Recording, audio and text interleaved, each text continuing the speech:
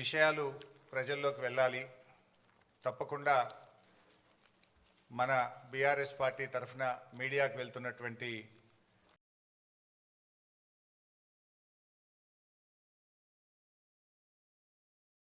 ఈ కాంగ్రెస్ చేస్తున్న దుష్ప్రచారాన్ని చెప్పాల్సినటువంటిది అవసరం చాలా ఉంది అని గత కొద్ది రోజులుగా వారు 2-3 సార్లు నాతో మాట్లాడడం జరిగింది.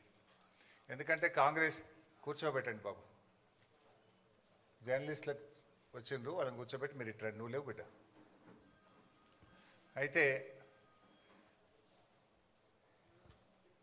ఈరోజు మేము చెప్పేవన్నీ కూడా 100% వాస్తవాలు, ఆధారాలతోని, డాక్యుమెంట్లతోని ఈరోజు మీకు వివరించే ప్రయత్నం చేస్తున్నాం. ఏది రాజకీయ ఉపన్యాసం కానే కాదు.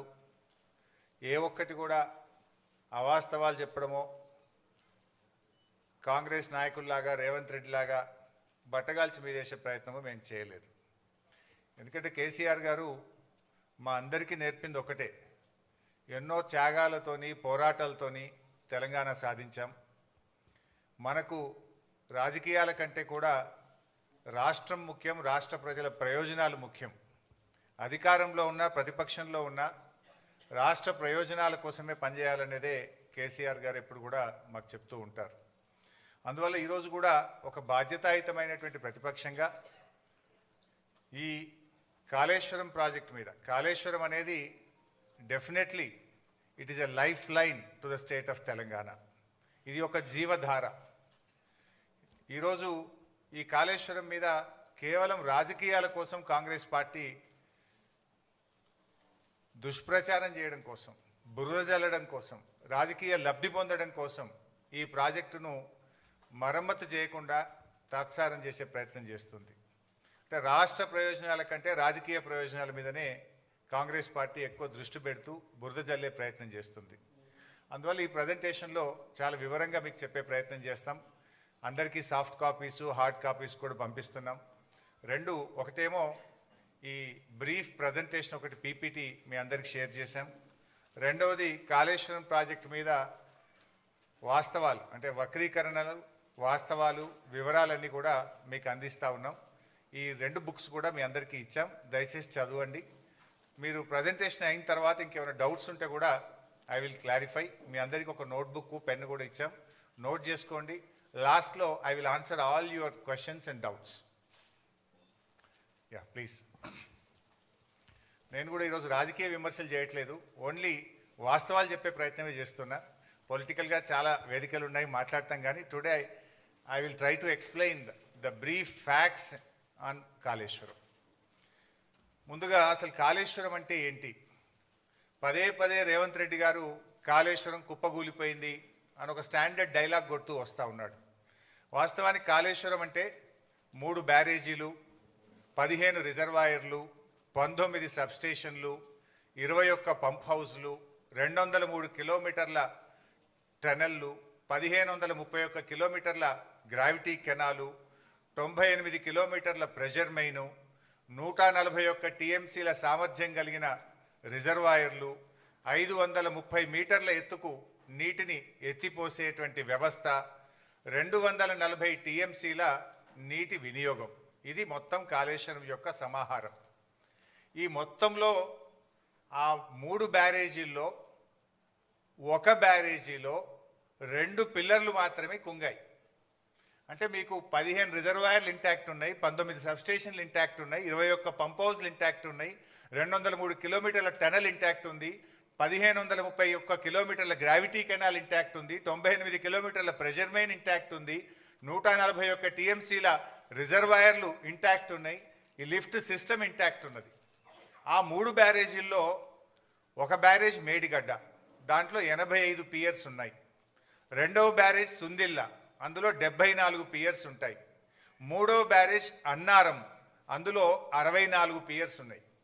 సో అన్నారంలో ఉన్న 64 పియర్స్ బ్యారేజ్ ఇంటాక్ట్, సుందిల్లలో ఉన్న 74 పియర్స్ బ్యారేజ్ ఇంటాక్ట్.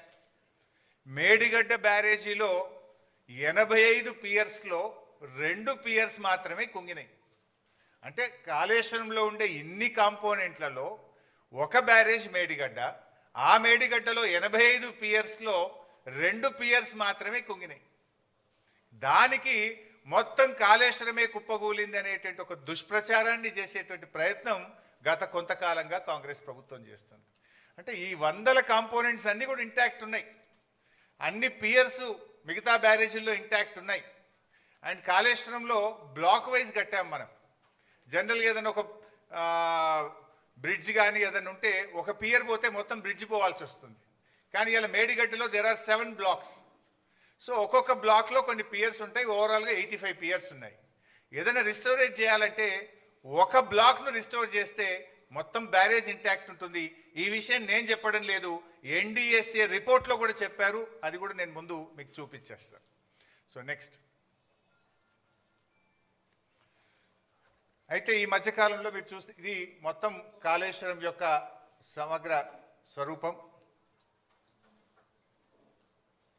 ఏం బాబు ఇది రావట్లేదు.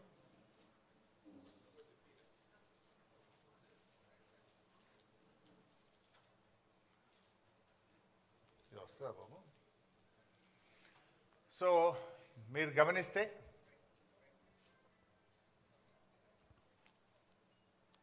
లేదు, బ్యాక్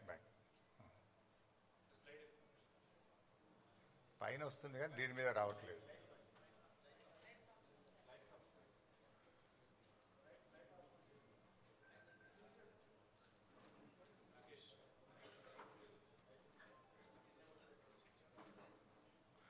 పర్లేదు, నేను ఐ విల్ ఎక్స్ప్లెయిన్ హియర్.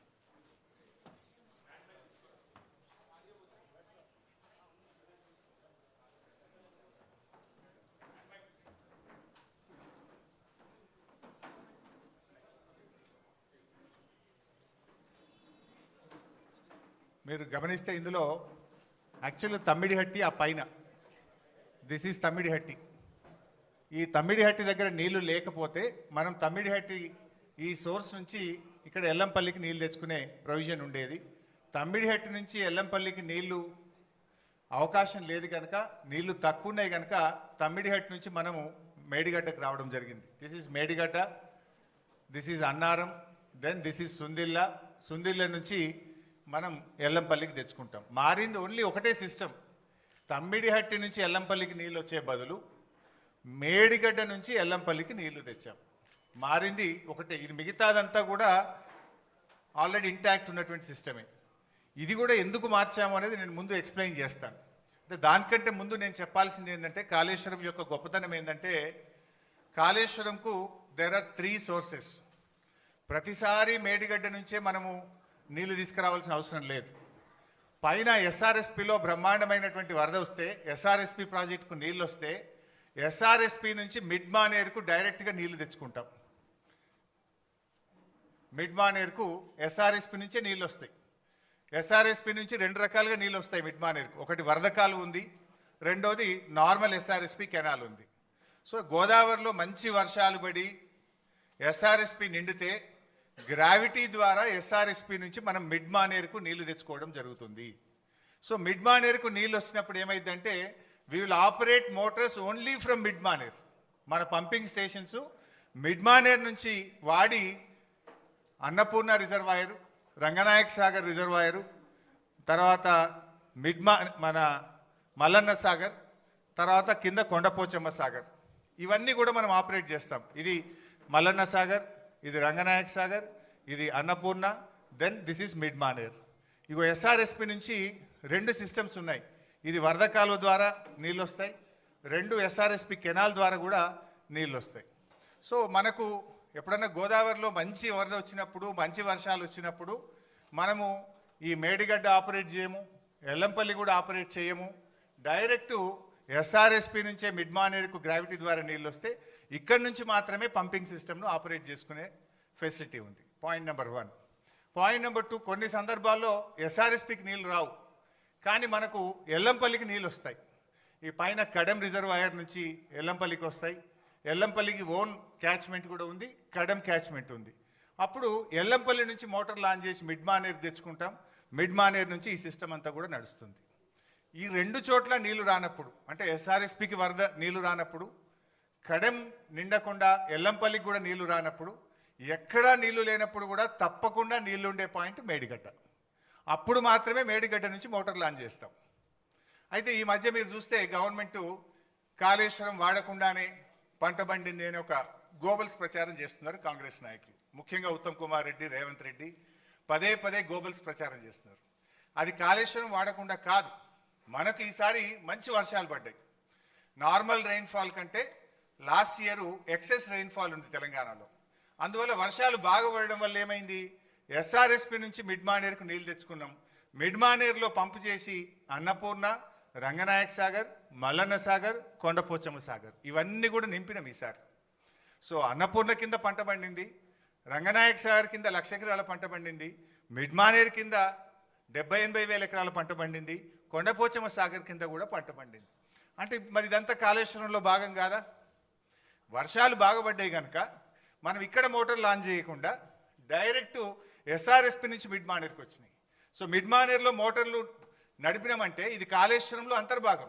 ఇక్కడ కాళేశ్వరం ప్రాజెక్టులో కట్టిన మోటార్లతోనే అన్నపూర్ణకు నీళ్ళు వచ్చినాయి, అన్నపూర్ణలో పెట్టిన మోటార్లతో రంగనాయక్ సాగర్ నీళ్ళు వచ్చినాయి, రంగనాయక్ సాగర్లో మోటార్లు నడిపితే మల్లన్న సాగర్ నీళ్ళు వచ్చినాయి, మల్లన్న సాగర్లో మోటార్ నడిపితే కొండపోచమ్మ సాగర్కు నీళ్ళు వచ్చినాయి. ఈ వ్యవస్థ అంతా కూడా పనిచేయడం వల్లనే పంట పండింది, మొదటి పంటకు రెండవ పంటకు. ఇక్కడ దుబ్బాక శాసనసభ్యులు ప్రభాకర్ రెడ్డి గారు ఉన్నారు, వారికి మల్లన్న సాగర్ నుంచి దాదాపు వారి నియోజకవర్గంలో కొన్ని వందల చెరువులు, చెక్ డ్యాములు నింపితే అద్భుతమైన పంట పండింది. మెదక్ మాజీ ఎమ్మెల్యే పద్మాదేవేంద్ర రెడ్డి గారు ఉన్నారు, ఇదే మల్లన్న సాగర్ నుంచి రామాయణపేట కెనాల్ ద్వారా నీళ్ళు ఇస్తే కొన్ని వేల ఎకరాల్లో దుబ్బాక, మెదక్ నియోజకవర్గంలో పంట పండింది. కొండపోచమ్మ సాగర్ నుంచి ఇటు యాదగిరిగుట్ట, ఆలేరు నియోజకవర్గానికి, గజ్వేల్ నియోజకవర్గానికి ఇవాళ నీళ్లు పోయినాయి అంటే గోదావరి నీళ్లు కొండపోచమ్మ నుంచి యాసంగిలో నీళ్లు వదిలిండ్రు. సుంతాల మహేందర్ రెడ్డి గారు ఉన్నారు, అక్కడ కొత్త గెలిచిన ఎమ్మెల్యే పోయి ఆ నీళ్ళ కొబ్బరికాయలు కొట్టుండే. ఎక్కడి ఆ నీళ్లు? కొండపోచమ్మ సాగర్కు నీళ్ళు ఎక్కడి నుంచి వచ్చినాయి? Kondapochamma Sagar is part of Kaleshwaram. Kaleshwaram నీళ్ళు అక్కడికి వచ్చినాయి కనుక అక్కడి నుంచి కెనాల్ ద్వారా ఆలేరు నియోజకవర్గంలో మన యాసంగి పంటకు నీళ్ళు ఇచ్చినాము, సిద్దిపేట నియోజకవర్గానికి నీళ్ళు ఇచ్చినాము, సిరిసిల్ల నియోజకవర్గానికి నీళ్ళు ఇచ్చినాము. అట్లా కొన్ని లక్షల ఎకరాల్లో కాళేశ్వరం ద్వారా మొన్న పంట పండింది. అయితే వీళ్ళేం ప్రచారం చేస్తున్నారు? కాళేశ్వరం వాడకుండానే పంట పండిందనే దుష్ప్రచారం చేస్తున్నారు. ఇవన్నీ కూడా కాళేశ్వరంలో అంతర్భాగం. అయితే ఈసారి మనకు ఎల్లంపల్లిలో మంచి నీళ్ళు వచ్చినాయి కడెం నుంచి. సో ఎల్లంపల్లి మోటార్లు రన్ చేసి ఎల్లంపల్లి ద్వారా కాళేశ్వరం సిస్టమ్ పనిచేసింది, మిడ్ మానేర్ ద్వారా కాళేశ్వరం సిస్టమ్ పనిచేసింది. ఈ రెండు సిస్టంలు వాడడం వల్ల ఈసారి బ్రహ్మాండమైనటువంటి పంటలు పండినాయి. వేలాది చెరువులు నింపినాం, వందలాది చెక్ డ్యాములు నింపినాం, నేరుగా కెనాల్స్ ద్వారా కూడా వేలాది ఎకరాలకు, లక్షలాది ఎకరాలకు కాళేశ్వరం ద్వారా ఈసారి నీళ్ళు ఇచ్చినాం. అయితే this year is a good year. వర్షాలు బాగుపడడం వల్ల మనము మిడ్ మానేర్, ఎల్లంపల్లి నుంచి మాత్రమే కాళేశ్వరం సిస్టమ్ నడుపుకున్నాము, దాని ద్వారా పంట పండింది. సో ఇప్పటిదాకా జరిగిన ప్రచారం ఏదైతే ఉందో వీళ్ళు రేవంత్ కానీ ఉత్తమ్ గారు చేసేది పూర్తిగా కాళేశ్వరం లేకుండా పంట పండింది అనేటువంటిది పూర్తిగా సత్యదూరమైనటువంటిది. So Kaleshwaram has 3 sources. మంచి వర్షాలు పడితే ఎస్ఆర్ఎస్పి మిడ్ మానేర్ నుంచి సిస్టమ్ నడుపుతాం, యావరేజ్ రెయిన్ఫాల్ ఉంటే ఎల్లంపల్లి మిడ్ మానేర్ సిస్టమ్ నడుపుతాం, బ్యాడ్ ఇయర్ అయితే, వర్స్ట్ ఇయర్ అయితే కూడా మనము మేడిగడ్డ నుంచి నీళ్ళు తీసుకోవడానికి there are 3 systems. Current bill మీద కూడా కొందరు మాట్లాడుతుంటారు. వర్స్ట్ ఇయర్ మాత్రమే మనము Medigadda to Annaram, Annaram to Sundilla, Sundilla to Yellampalli, Yellampalli to mid Maner మొత్తం సిస్టమ్ నడుపుతాం. సో గుడ్ ఇయర్ ఉన్నప్పుడు ఏమవుతుంది, ఓన్లీ 50% ఆఫ్ ద మోటార్స్ మాత్రమే నడుపుతాం మంచి వర్షపాతం ఉంటే. యావరేజ్ ఉంటే మనకు ఎల్లంపల్లి నుంచి నడుపుతాం, బ్యాడ్ ఇయర్ ఉంటే మేడిగడ్డ నుంచి నడుపుతాం. సో అందువల్ల కాళేశ్వరంకు 3 సోర్సెస్ ఉన్నాయి. సో ఈ సంవత్సరం కూడా కాళేశ్వరంతో వానకాలం పంట పండింది, యాసంగి పంట పండింది, భూగర్భ జలాలు పెరిగినాయి. మొన్నటిదాకా ఏదైతే కాంగ్రెస్ పార్టీ కాళేశ్వరం లేకుండా పంట పండిందని చెప్పిందంతా కూడా పూర్తిగా సత్యదూరమైనటువంటి విషయం. ఇన్ఫ్యాక్ట్ బీఆర్ఎస్ గవర్నమెంట్ రాకముందు ప్రాజెక్టుల ద్వారా చెరువులు నింపే ఫెసిలిటీ లేదు. కానీ కేసీఆర్ గారు నిర్ణయం తీసుకొని దాదాపు 3200 తూములు కెనాల్స్కు పెట్టి వేలాది చెరువులు నింపేటువంటి ఒక కీలకమైన నిర్ణయం ఆ రోజు బీఆర్ఎస్ ప్రభుత్వం తీసుకున్నది. అందువల్లనే ఇప్పుడు ఈ ఫ్లడ్ ఫ్లో కెనాల్ ఇది కూడా ఒక రిజర్వాయర్గా మారిపోయి ఈ ఫ్లడ్ ఫ్లో కెనాల్కు 2 వైపులా చొప్పదండి, జగిత్యాల, కొరుట్ల, నియోజకవర్గంలో ఈ ఫ్లడ్ ఫ్లో ద్వారా కూడా పెద్ద ఎత్తున చెరువులు నింపే కార్యక్రమం కూడా జరిగింది. వాగుల్లో కూడా ముఖ్యంగా మొన్న కూడా నేను పంపినాం. ఈ మన మిడ్మానేర్ నుంచి మొన్న ఎండాకాలం దుబ్బాక నియోజకవర్గంలోని కుడవెల్లి వాగు నీళ్లు వదిలితే మన ముస్తాబాద్లోని అప్పర్ మానేర్ ప్రాజెక్టు నిండింది. అదేవిధంగా కొండపోచమ్మ సాగర్ నుంచి హల్దీ వాగులో నీళ్లు వదిలితే నర్సాపూర్ నియోజకవర్గం సుంతా లక్ష్మారెడ్డి గారి నియోజకవర్గంలో దాదాపు 10ల సంఖ్యలో చెక్ డ్యాంలలో వెల్దుర్తి, కొల్చారం, కౌడుపల్లి ఆయా మండలాలకు నీళ్లు వెళ్ళి బ్రహ్మాండంగా ఆ ప్రాంతంలో పంటలు పండినాయి. మన యాసంగిలో కూడా పంటలు పండినాయి. సో కాళేశ్వరం ద్వారా మనము యాసంగిలో కూడా బ్రహ్మాండమైనటువంటి పంటలు పండినాయి. సో కాళేశ్వరం వాడకుండా పంట పండిందని కాంగ్రెస్ చేస్తున్న దుష్ప్రచారం పూర్తిగా సత్యదూరమైనటువంటిది. నెక్స్ట్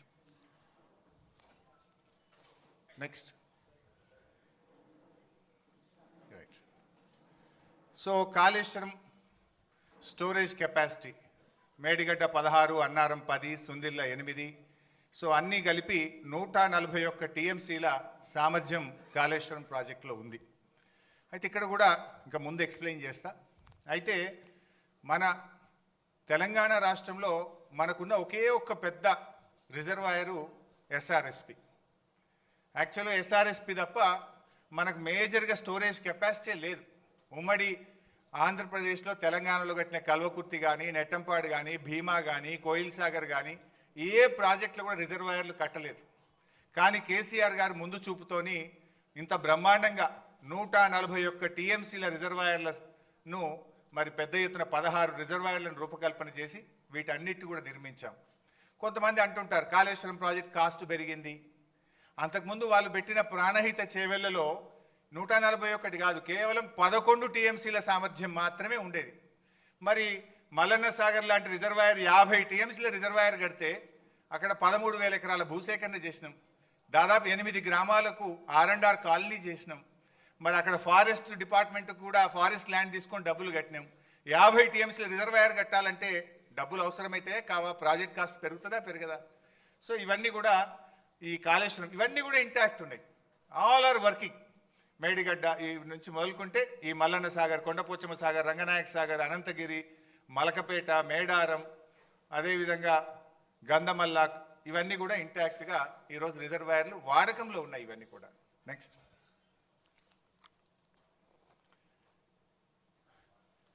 మీరు అప్పుడప్పుడు చూస్తుంటారు. రేవంత్ రెడ్డి ఒకసారి మాట్లాడతాడు కాళేశ్వరం మీద 1 ఎకరా బారలేదంటాడు. ఉత్తమ్ కుమార్ రెడ్డి రోజు నిద్రలేసి 50,000 ఎకరాలే బారిందంటాడు. ఇంకొక కాంగ్రెస్ నాయకుడు అంటాడు 1,00,000 ఎకరాలే బారిందంటాడు. ఇవాళ నోటికి మొక్కాలి. ఒక్కొక్క లీడర్ ఒక్క తీరుగా మాట్లాడతాడు. ఇది నేను చెప్తున్నది కాదు. Source submission of irrigation engineers report to the newly formed Congress government. కొత్తగా రాష్ట్రంలో ఏర్పాటైన కాంగ్రెస్ ప్రభుత్వానికి వీళ్ళు కాళేశ్వరం రివ్యూకు పోతే ఇరిగేషన్ డిపార్ట్మెంట్ ఇచ్చిన ప్రజెంటేషన్ కాపీ, ఇది నా సొంత కవిత్వం కాదు, డిపార్ట్మెంటు కాంగ్రెస్ ప్రభుత్వానికి ఇచ్చిన ప్రజెంటేషన్. కాళేశ్వరం ద్వారా అప్పటికి 98,570 ఎకరాలు ఆయకట్టని, ఇది డైరెక్ట్ కాలువల ద్వారా. అదేవిధంగా కాలువల ద్వారా నింపిన 456 చెరువులను నింపడం ద్వారా 40,000 ఎకరాల ఆయకట్టు. ఎస్ఆర్ఎస్పి స్టేజ్ 1, స్టేజ్ 2 నిజాం సాగర్కు 1,67,000 ఎకరాల కొత్త ఆయకట్టు. మొత్తం 3,04,766 ఎకరాల కొత్త ఆయకట్టుకి ఇచ్చాం. అదేవిధంగా స్థిరీకరణ 17,08,230 ఎకరాలు స్థిరీకరణ జరిగింది. అదేవిధంగా కూడవెల్లి, హల్దీ వాగుల ద్వారా ఇందాక కేటీఆర్ గారు చెప్పినట్టు ఆ 2 వాగుల మీద 66 చెక్ డ్యాములు నింపితే 20,576 ఎకరాలకు సాగునీరు అందింది. మొత్తంగా కాళేశ్వరం ప్రాజెక్టు ద్వారా 20,33,572 ఎకరాలకు సాగునీరు అందింది. ఇది వాస్తవం. కానీ ఏం మాట్లాడతారు? 1 ఎకరా బారలేదని ఒకడంటాడు, 50,000 ఎకరాలు బారిందని ఒకడంటాడు, 1,00,000 ఎకరాలు బారిందని ఒకడంటాడు. వాస్తవానికి 20,33,572 ఎకరాలకు అప్పటికే సాగునీరు అందించాం. ఒక సంవత్సరం బాగా సివియర్ డ్రాట్ వస్తే ఎస్ఆర్ఎస్పికి కూడా రివర్స్ పంపింగ్ చేసినాం. మిడ్మానేర్ నుంచి ఎల్ఎండికి నీళ్లు తెచ్చి ఎల్ఎండి ద్వారా ఎస్ఆర్ఎస్పి స్టేజ్ 1కు, స్టేజ్ 2లో తుంగతుర్తి, సూర్యాపేట, కోదాడ దాకా కూడా కాళేశ్వరం నీళ్లు పంపించి పంటలు కాపాడింది కేసీఆర్ గారి ప్రభుత్వం. సో ఇది అంతా కూడా ఇది వాస్తవమైన రిపోర్ట్, ఇది ఇరిగేషన్ డిపార్ట్మెంట్ ఇస్తున్న రిపోర్ట్. కానీ కాంగ్రెస్ నాయకులు ఎకరం బారలే 50,000 వారింది అనేటువంటి ఒక దుష్ప్రచారం చేస్తున్నారు. ఇది one point. Next, so Godavari నది మొత్తం 1465 కిలోమీటర్లు ఉంటే మోర్ దెన్ 50%, 750 కిలోమీటర్లు మన తెలంగాణలో ప్రవహిస్తుంది. అయితే ఉమ్మడి ఆంధ్రప్రదేశ్లో కొన్ని జీవోలు ఇచ్చినారు అప్పటి ప్రభుత్వం. మొత్తం అంటే అప్పుడు బచావత్ ట్రిబ్యునల్ ఏం అవార్డు ఇచ్చిందంటే పైన రాష్ట్రాలకు నీళ్లు కేటాయిస్తూ all water belongs to the state of Andhra Pradesh అని చెప్పారు. అంటే అప్పుడు దిగువ రాష్ట్రంగా మనం ఉన్నాం కనుక ఇక మొత్తం నీళ్లు వీలయ్యాయి అని చెప్పిండ్రు. ఆ మొత్తం నీళ్ళలో అప్పటి ఆంధ్రప్రదేశ్ ప్రభుత్వం ఓ 1480 టీఎంసీలు కేటాయిస్తే అందులో 969 తెలంగాణకు, 400 మిగతాది 969 కాకుండా మిగతా 500 ఆంధ్రప్రదేశ్కు కేటాయించింది. అంటే ఏ రోజు కూడా మనం 400 టీఎంసీలు కూడా వాడలేదు. అంటే ఏ ప్రాజెక్టులు కూడా కట్టకపోవడం వల్ల దేవాదులు కడితే పనులు జరగలే. మరి అదేవిధంగా ఎస్ఆర్ఎస్పి స్టేజ్ 2కు ఎన్నడూ 1 ఎకరానికి నీళ్లు పోలే. అయితే అప్పుడు తెలంగాణ ఉద్యమం కేసీఆర్ గారి నాయకత్వంలో ఉమ్మడి బాగా ఉధృతంగా జరుగుతూ ఉంటే ఆ తుమ్మిడిహట్టి దగ్గర ప్రాణహిత అనేటువంటి ప్రాజెక్టుకు రాజశేఖర రెడ్డి గారు శంకుస్థాపన చేసిండ్రు. అది కూడా ఆదరబాధగా అప్పుడు జలయజ్ఞం చేసి ఆంధ్రప్రదేశ్లో పోతిరెడ్డిపాడును పెంచి నీళ్లు తీసుకుపోయే ప్రయత్నం, ఆంధ్రప్రదేశ్ పోలవరం కట్టి నీళ్లు తీసుకుపోయే ప్రయత్నంలో తెలంగాణలో కూడా ఏదో ఒకటి స్టార్ట్ చేయాలని ఉద్యమంలో ఆ రోజు ప్రాణహితకు శంకుస్థాపన చేసిండ్రు. నెక్స్ట్, బట్ ఏం జరిగిందో కూడా నేను చెప్తా. ప్రాణహితలో 2007లో ప్రాణహితకు శంకుస్థాపన చేస్తే 2014 వరకు అంటే 8 సంవత్సరాలు కాంగ్రెస్ పార్టీ అధికారంలో ఉంది. ప్రాజెక్టు రూపకల్పన చేసినప్పుడు అప్పుడు అసెంబ్లీ ఎలక్షన్స్ 2009లో ఉండే. 2009 ఎలక్షన్ల ముందు ఒక ప్రాజెక్టుకు 4 జిల్లాల్లో కొబ్బరికాయ కొట్టినారు. కరీంనగర్, మెదక్, ఆదిలాబాద్, రంగారెడ్డి 4 జిల్లాల్లో కొబ్బరికాయ కొట్టి 4 ఏళ్లలో ప్రాజెక్ట్ పూర్తి చేస్తాం, 4 ఏళ్లలో నీళ్ళు ఇస్తామని చెప్పి ఆ రోజు పెద్ద పెద్ద అడ్వర్టైజ్మెంట్లు ఇచ్చి ప్రచారం చేసిండ్రు. సరే 4 ఏళ్లలో ప్రాజెక్టు పూర్తి చేయడం అటుంచండి, కనీసం 4 ఏళ్లలో ప్రాజెక్టుకు అనుమతులు కూడా తేలే. 4 ఏళ్ళు ఇచ్చిపెట్టండి, 8 ఏళ్ళు వాళ్ళే అధికారంలో. 2007 to 14 కేంద్రంలో కాంగ్రెస్ ప్రభుత్వం, మహారాష్ట్రలో కాంగ్రెస్ ప్రభుత్వం, ఆంధ్రప్రదేశ్లో కాంగ్రెస్ ప్రభుత్వం. అప్పుడు ఇదే ఉత్తమ్ కుమార్ రెడ్డి మంత్రిగా ఉన్నాడు, ఇదే కోమటిరెడ్డి వెంకటరెడ్డి మంత్రిగా ఉన్నాడు, ఇదే శ్రీధర్ బాబు మంత్రిగా ఉన్నాడు. కానీ వీళ్ళెవరూ పట్టించుకోలే. 8 ఏళ్లలో కాళేశ్వరం ప్రాజెక్టుకు అసలు అనుమతులు కూడా సాధించినటువంటి పరిస్థితి. తమ్మిడిహట్టి దగ్గర ఎక్కడైతే బ్యారేజ్ కడతామన్నారో దానికి మహారాష్ట్రతో అగ్రిమెంట్ చేయలేదు, మహారాష్ట్ర ప్రభుత్వాన్ని ఒప్పించే ప్రయత్నం చేయలేదు. అసలు అక్కడ ఒప్పుకోకుండా ఎక్కడైతే నిజంగా బ్యారేజ్ ఉందో ఆ బ్యారేజీ నిర్మాణం స్టార్ట్ చేయకుండా ఎక్కడెక్కడో పోయి టనల్లు కాలువలు తవ్వే ప్రయత్నం చేసిండ్రు. అసలు హెడ్ దగ్గర పని స్టార్ట్ చేయలేదు. అదేవిధంగా ఇది కాగ్ రిపోర్ట్. ఆ రోజు కాగ్ ఏం చెప్పిందో కూడా మనం చూస్తే substantial funds given as mobilization advance were blocked with the contractors as recovery thereof could not be affected due to poor progress of works. This way especially so in respect of Pranahita Chevella and Dumugudam Nagarjuna Sagar tail ponds. అంటే CAG కూడా ఆ రోజు కాంగ్రెస్ ప్రభుత్వం యొక్క పనిని తప్పుపట్టింది. అందులో కింద ఒక దగ్గర ప్రాణహిత చెవెల్ల 1052 కోట్లు మొబిలైజేషన్ అడ్వాన్స్ ఇచ్చిండ్రు అని చెప్పి ఆ రోజు కాగ్ తప్పుపట్టింది. వాస్తవానికి ఇది 2012 రిపోర్ట్. కానీ మొత్తంగా 2014 వరకు వాళ్ళు ఇచ్చిన మొబిలైజేషన్ అడ్వాన్స్ ఎంత అంటే 2328 కోట్లు. సర్వే అండ్ మొబిలైజేషన్ అడ్వాన్స్ పేరు మీద 2009 ఎన్నికల ముందు కాంట్రాక్టర్లకు ఇచ్చిండ్రు, జేబులు నింపుకున్నారు. 2014 ఎన్నికల ముందు కాంట్రాక్టర్లకు ఇచ్చిండ్రు, జేబులు నింపుకున్నారు. పని మాత్రం జరగలేదు. 2328 కోట్లు సర్వే మొబిలైజేషన్ అడ్వాన్స్ పేరు మీద కాంట్రాక్టర్లకు పనులు చేయకుండా అడ్వాన్స్ ఇచ్చి అవినీతికి పాల్పడ్డది ఆనాటి కాంగ్రెస్ ప్రభుత్వం. ఆనాటి కాంగ్రెస్ ప్రభుత్వంలో వీళ్ళే మంత్రులు శ్రీధర్ బాబు, ఉత్తమ్ కుమార్ రెడ్డి, కోమటిరెడ్డి వెంకటరెడ్డి. ఆనాడు రేవంత్ రెడ్డి తెలుగుదేశంలో ఉండి విమర్శలు చేసిండు, జలయజ్ఞం కాదు ధనయజ్ఞం అని మాట్లాడిండు. కానీ ఇవాళ ఆయన్నే దాన్ని ఎన్కేసుకొస్తున్నటువంటి పరిస్థితి ఉంది. సో అట్లా మొబిలైజేషన్ అడ్వాన్స్ ఇచ్చిండ్రు. ఇకపోతే వాస్తవానికి ఈ మధ్య ఉత్తమ్ కుమార్ రెడ్డి మాట్లాడిండు, మీరు కూడా చూసి ఉంటారు. ప్రాణహిత చేవేలకు మేము 10,000 కోట్లు ఖర్చు పెట్టినాం. ఇక జర్ర 20,000 ఖర్చు పెడితే అయిపోతుండే అని మాట్లాడుతుంటాడు.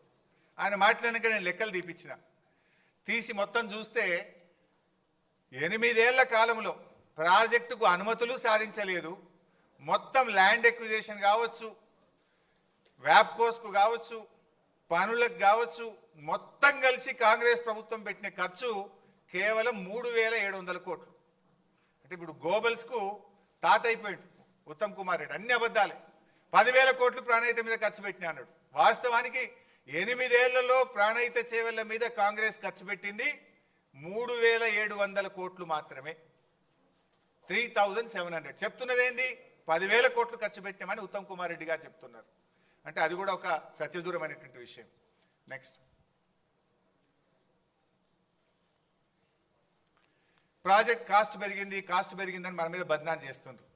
2007లో 17,875 కోట్లకు మొదలు జీవో ఇచ్చిండ్రు. మళ్ళీ 2008లో దాన్ని 38,500 కోట్లకు పెంచిండ్రు. అంటే ఏ పనులు చేయకుండానే ప్రాజెక్ట్ కాస్ట్ డబుల్ చేసిండ్రు. 17,000ను 38,000కు చేసిండ్రు.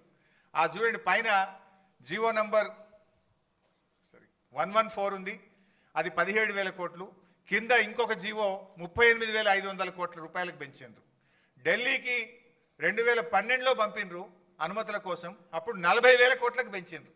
అంటే 17,000 నుంచి 40,000 కోట్లకు ప్రాజెక్ట్ కాస్టు కాంగ్రెస్ హయాంలోనే పెరిగింది. ఆ రోజు ఏ పనులు చేయకుండానే 40,000 కోట్లకు పెంచిండ్రు.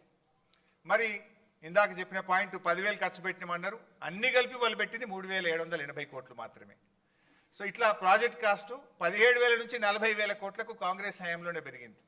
బట్ ఆ 40,000 కోట్లది కూడా ఎందుకు పెరిగిందో నేను ముందు ఎక్స్ప్లెయిన్ చేస్తా. నెక్స్ట్,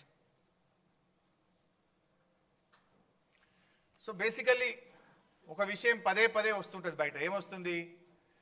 తమ్మిడిహట్టి దగ్గర ప్రాజెక్ట్ కడితే గ్రావిటీ ద్వారా నీళ్ళు వస్తుండే, తమ్మిడిహట్టి దగ్గరనే ప్రాజెక్టు కడితే 40,000 కోట్లకే అయిపోతుండే, వీళ్ళు కమిషన్ల కోసం ప్రాజెక్టును మార్చిండ్రు అని ఒక బురద జల్లే ప్రయత్నం బీఆర్ఎస్ మీద చేస్తుండ్రు. అసలు ఎందుకు మార్చినాం? తమ్మిడిహట్టి దగ్గర మనం ప్రయత్నం చేసినామా లేదా? అసలు తమ్మిడిహట్టి నుంచి మేడిగడ్డకు మార్చాల్సిన అవసరం ఏంటి? ఇది నేను ఫ్యాక్ట్స్తో, ఆధారాలతో సహా ఒక్కసారి మీకు వివరించే ప్రయత్నం చేస్తాను. అసలు ఎందుకు మారాల్సి వచ్చింది? ముందే మనం డైరెక్ట్గా మార్చినామా? ఎప్పుడు అసలు మార్చే నిర్ణయం తీసుకున్నాం? ఏ పరిస్థితుల్లో నిర్ణయం తీసుకున్నాం? ఆ నిర్ణయం తీసుకున్నది ఎవరు? ఆ నిర్ణయం ఎందువల్ల తీసుకోవాల్సి వచ్చిందో I will try to explain. First of all, మన గవర్నమెంట్ 2 జూన్ 2014 ఏర్పడ్డది. మీరు చూస్తే 23 జూలై 2014, అంటే గవర్నమెంట్ ఏర్పడ్డ నెల 15 రోజుల్లోనే, that is our commitment. KCR గారు నన్ను, నువ్వు మహారాష్ట్రకు వెళ్ళు, తమిడిహట్టి దగ్గర బ్యారేజ్ కట్టుకుందాం, వాళ్ళు ఎన్ని డబ్బులు అడిగితే అన్ని ఇద్దాం, నువ్వు పోయి వాళ్ళని ఒప్పించండి అని చెప్పి కేసీఆర్ గారు ఆ రోజు నీటిపారుదల శాఖ మంత్రిగా ఉన్న నన్ను, మన సలహాదారుడిగా ఉన్న ఆర్ విద్యాసాగర్ రావు గారిని ఇంజనీర్ల బృందం తీసుకొని వెళ్ళండి అని ఆదేశించారు. సో గవర్నమెంట్ ఏర్పడ్డ 45 డేస్కు ఐ వెంట్ టు మహారాష్ట్ర. ఆ రోజు మహారాష్ట్రలో కాంగ్రెస్ గవర్నమెంట్ ఉంది.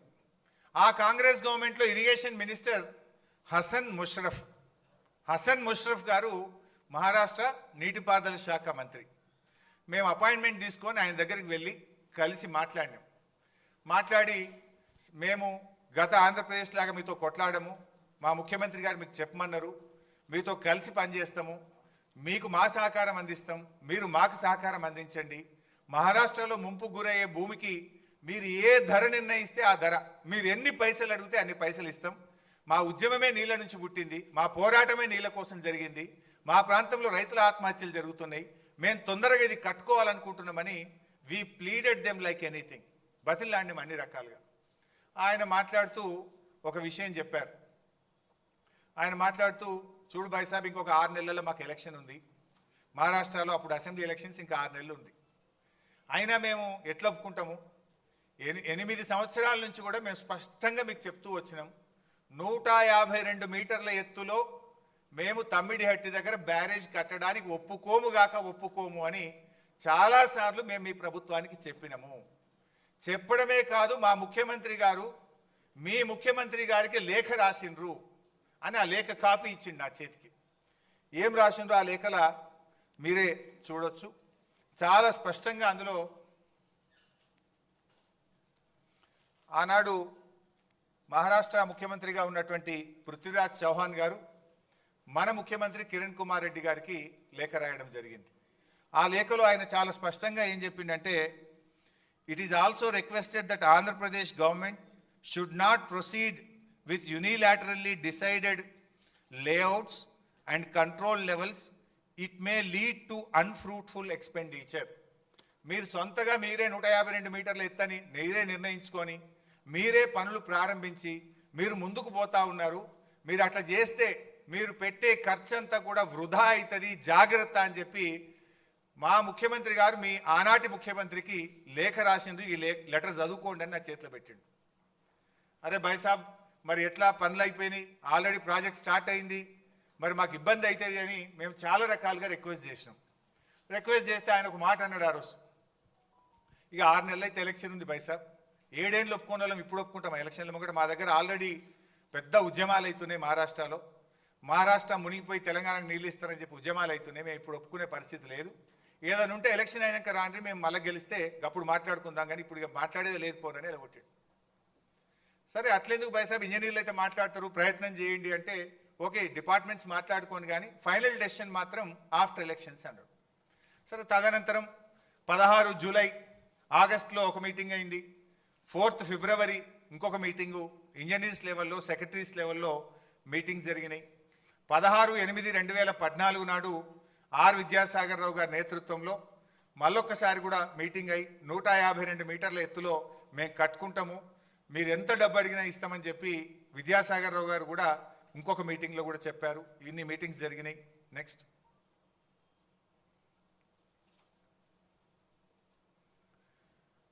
సో ఇట్లా చాలాసార్లు అడిగినాం. ఎప్పుడు అడిగినా కూడా మహారాష్ట్ర నుంచి ఒకటే చెప్పిండ్రు, 152 మీటర్ల ఎత్తులో ఒప్పుకునే ప్రశ్నే లేదు. అవన్నీ మినిట్స్ ఆఫ్ ద మీటింగ్స్ కూడా ఉంటాయి, ప్రతి మీటింగ్ మినిట్స్ కూడా ఉంటాయి. తర్వాత మహారాష్ట్రలో ఎలక్షన్స్ అయింది. దెన్ బీజేపీ గవర్నమెంట్ అధికారంలోకి వచ్చింది. కాంగ్రెస్ ఓడిపోయింది, బీజేపీ గెలిచింది. కొత్త గవర్నమెంట్ రాగానే మళ్ళీ పోయినాం అపాయింట్మెంట్ తీసుకుంటే. అప్పుడు గిరీష్ మహాజన్ గారని ఆంధ్రప్రదేశ్లో మహారాష్ట్రలో బీజేపీ గవర్నమెంట్లో గిరీష్ మహాజన్ గారు నీటిపారుదల శాఖ మంత్రి అయింది. దెన్ ఆయన దగ్గరికి అపాయింట్మెంట్ తీసుకొని 23 డిసెంబర్ 2014 ఆ రోజు మళ్ళీ వెళ్ళి ఆయన కూడా కలిసాం. కలిసి గిరీష్ మహాజన్ గారిని రిక్వెస్ట్ చేసినాం. చేస్తే ఆయన అన్నాడు, చూడు భాయ్ సాబ్, ఇది పాలసీ డెసిషను, మంత్రులుగా మనం మాట్లాడుకునేది కాదు. ఆల్రెడీ మా బీజేపీ పెద్ద ఎత్తున ఈ ప్రాజెక్టుకు వ్యతిరేకంగా మేము పోరాటాలు చేసినాం, ఉద్యమాలు చేసినాం, అరెస్టులు అయినాం. ఇది మన లెవెల్లో అయ్యేది కాదు, బెటర్ ఒకసారి ముఖ్యమంత్రుల లెవెల్లో మాట్లాడితే ఏదైనా పరిష్కారం జరుగుతుందని ఆయన సూచన ఇచ్చింది. దెన్ నేను వచ్చి మన ముఖ్యమంత్రి కేసీఆర్ గారికి విషయం అంతా బ్రీఫ్ చేసినాం. నెక్స్ట్ బ్రీఫ్ చేస్తే కేసీఆర్ గారు స్వయంగా ఆ రోజు మహారాష్ట్రకు వచ్చింది. ఆ డేట్ చూస్తే మీకు గుర్తొస్తుంది, 17th ఫిబ్రవరి 2015. ఆ రోజు కేసీఆర్ గారు బర్త్డే.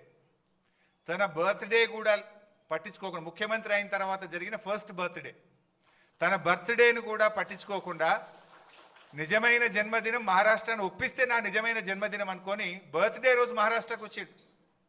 మహారాష్ట్రకు వచ్చి ఆ రోజు అక్కడ ముఖ్యమంత్రి గారు అదే రోజు అపాయింట్మెంట్ ఇచ్చిండు. ఆయన అపాయింట్మెంట్ ఇచ్చినాడే నా బర్త్డే తర్వాత, కానీ ముందు ఆయన అపాయింట్మెంట్ ఇచ్చాడు, పోదాం పని మమ్మల్ని అందరిని తీసుకొని అటుపోయింది. లక్కీలీ తెలంగాణ బిడ్డ ఆర్ విద్యాసాగర్ రావు గారు, సిహెచ్ విద్యాసాగర్ రావు గారు మహారాష్ట్ర గవర్నర్గా ఉన్నారు.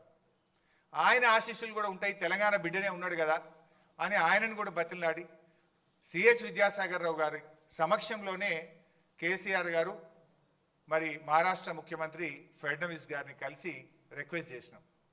చాలా రిక్వెస్ట్ చేసిన కేసీఆర్ గారు, మన తెలంగాణ ఉద్యమ చరిత్ర, మన పోరాటము, తెలంగాణకు ఉమ్మడి ఆంధ్రప్రదేశ్లో జరిగిన అన్యాయము, రైతుల ఆత్మహత్యలు, కరువు, బాధలన్నీ కూడా వివరించి ఈ ప్లీడెడ్ లైక్ ఎనీథింగ్. ఆల్మోస్ట్ 45 నిమిషాలు కేసీఆర్ గారు తన ప్రసంగంలో మహారాష్ట్ర ప్రభుత్వాన్ని, మహారాష్ట్ర ముఖ్యమంత్రి గారిని పలు విధాలుగా కోరడం జరిగింది. అన్నీ విన్న తర్వాత ఫడ్నవీస్ గారు మాట్లాడుతూ, చూడు భాయ్ సాబ్, నేను ఈ ప్రాజెక్టుకు వ్యతిరేకంగా పోరాటం చేసిన, మహారాష్ట్రలో నేను విదర్భ ప్రాంత నాయకుడిని, విదర్భ ప్రాంతం నుంచే ఎమ్మెల్యేగా ఉన్నాను. ఈ ప్రాజెక్టుకు వ్యతిరేకంగా నేను ఉద్యమాలు చేసిన, పాదయాత్రలు చేసిన, నేను అరెస్ట్ అయినటువంటి వ్యక్తిని, పోరాటం చేసిందే నేను. 8 ఏళ్ళు కాంగ్రెస్ వాళ్ళు ఒప్పుకోండి, ఇప్పుడు నేనెట్లా ఒప్పుకోగలుగుతా? ఇది సాధ్యమయ్యే పని కాదు. 152 మీటర్ల ఎత్తున నేను ఒప్పుకోనుగాక ఒప్పుకోనని కరాఖండిగా ఆ మీటింగ్లో ఫడ్నవీస్ గారు మనకు స్పష్టంగా చెప్పారు. అప్పుడు ఏం చేయాలి ఒక బాధ్యత అయితే ముఖ్యమంత్రి? మహారాష్ట్రలో కాంగ్రెస్, ఏపీలో కాంగ్రెస్, ఢిల్లీలో కాంగ్రెస్, 3 చోట్ల కాంగ్రెస్ గవర్నమెంట్ ఉండి 8 ఏళ్లలో వాళ్ళు ఒప్పించలేకపోయింది. మనము కాంగ్రెస్ ప్రభుత్వం 6 నెలలు ఉంటే వాళ్ళని బతిలాడినాం, కొత్తగా వచ్చిన బీజేపీ ప్రభుత్వాన్ని బతిలాడినాం, ఇద్దరిని రిక్వెస్ట్ చేసినాం మాకు అవకాశం ఇవ్వండి, మీరు ఎంత డబ్బు అడిగినా ఇస్తాము అని. వాళ్ళు సమస్య లేదు. ఫడ్నవీస్ గారు ఒక మాట అన్నారు, ఇప్పుడు నిన్నటిదాకా కాంగ్రెస్ గవర్నమెంటే ఉండే, వాళ్ళు ఒప్పుకోలేదు, పోరాటం చేసింది నేను, ఇప్పుడు నేను ముఖ్యమంత్రి కాగానే పర్మిషన్ ఇస్తే రాజకీయంగా నాకు ఈ రాష్ట్రంలో ఎంత దుమారం చెలరేగుతుందో ఒక్కసారి ఆలోచించండి. నా జాగలుండి మీరు ఆలోచించండి. ధర్నాలు చేసింది నేను, పాదయాత్రలు చేసింది నేను, అరెస్ట్ అయింది నేను, 8 ఏళ్ళు కాంగ్రెస్ వాడు అనుమతి ఇవ్వలే కానీ బీజేపీ వాడు రాగానే ఇచ్చిందంటే మహారాష్ట్రలో నా పరిస్థితి ఏందో మీరు ఆలోచించండి బైసాబ్, ఇది అయ్యే పని కాదు అని చెప్పారు. వాస్తవానికి విద్యాసాగర్ రావు గారు కూడా చాలా రిక్వెస్ట్ చేశారు, మా తెలంగాణ కరువు ప్రాంతం కొద్దిగా ఆలోచించండి అని. ఒక గవర్నర్గా అక్కడ ముఖ్యమంత్రి గారిని కూడా పాపం ఆయన కూడా కొంత ప్రయత్నం చేశారు ఆ మీటింగ్లో. Because I was present in that meeting. అన్ని రకాలుగా ప్రయత్నం జరిగినా నో అని చెప్పారు. బట్ మీన్ వైల్ ఏం జరిగిందో next.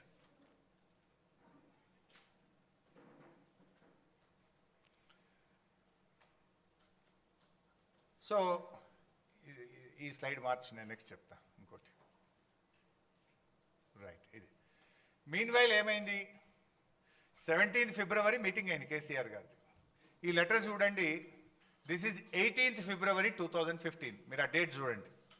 Letter from central water commission 18th ఫిబ్రవరి 2015. 17 మన ఢిల్లీలో మీటింగ్ అయింది, మనం హైదరాబాద్ వచ్చేసినాం. సరే 18th డేట్ సిడబ్ల్యూసీలో వేసిండ్రు, ఆ లెటర్ మనకు ముట్టే వరకు వారం లేట్ అవుతుంది. జనరల్గా సెంట్రల్ వాటర్ కమిషన్ ఢిల్లీ వాళ్ళు పోస్టులు వేస్తే మన రాష్ట్రానికి అందే వరకు వారం అవుతుంది. మనం వచ్చి ఏం చేద్దాం ఎట్లా అని మనం ఆలోచించుకుంటున్నాం. అంతలో ఈ లెటర్ వచ్చింది ఒక వారం తర్వాత. ఇందులో ఏముందంటే, ఇది క్లియర్ లేదు, అది ఉందా? కాపీ ఉందా బాబు? హార్డ్ కాపీ ఒకటి అదే, బట్ ఇంగ్లీష్లో చదివి వినిపిస్తే బెటర్ అండి. సో ఇందులో ఈ లెటర్లో సెంట్రల్ వాటర్ కమిషన్ ఏం చెప్పిందంటే 18th ఫిబ్రవరి 2015లో మీకు యాక్చువల్లీ ఇక్కడ ఇంకొక పాయింట్ చెప్పినాక ఇది చెప్తాను నేను మీకు. ఇక్కడ పాయింట్ ఏంటంటే సైమల్టేనియస్గా మనం సెంట్రల్ వాటర్ కమిషన్ అనుమతుల కోసం కూడా ప్రయత్నం చేసినాం.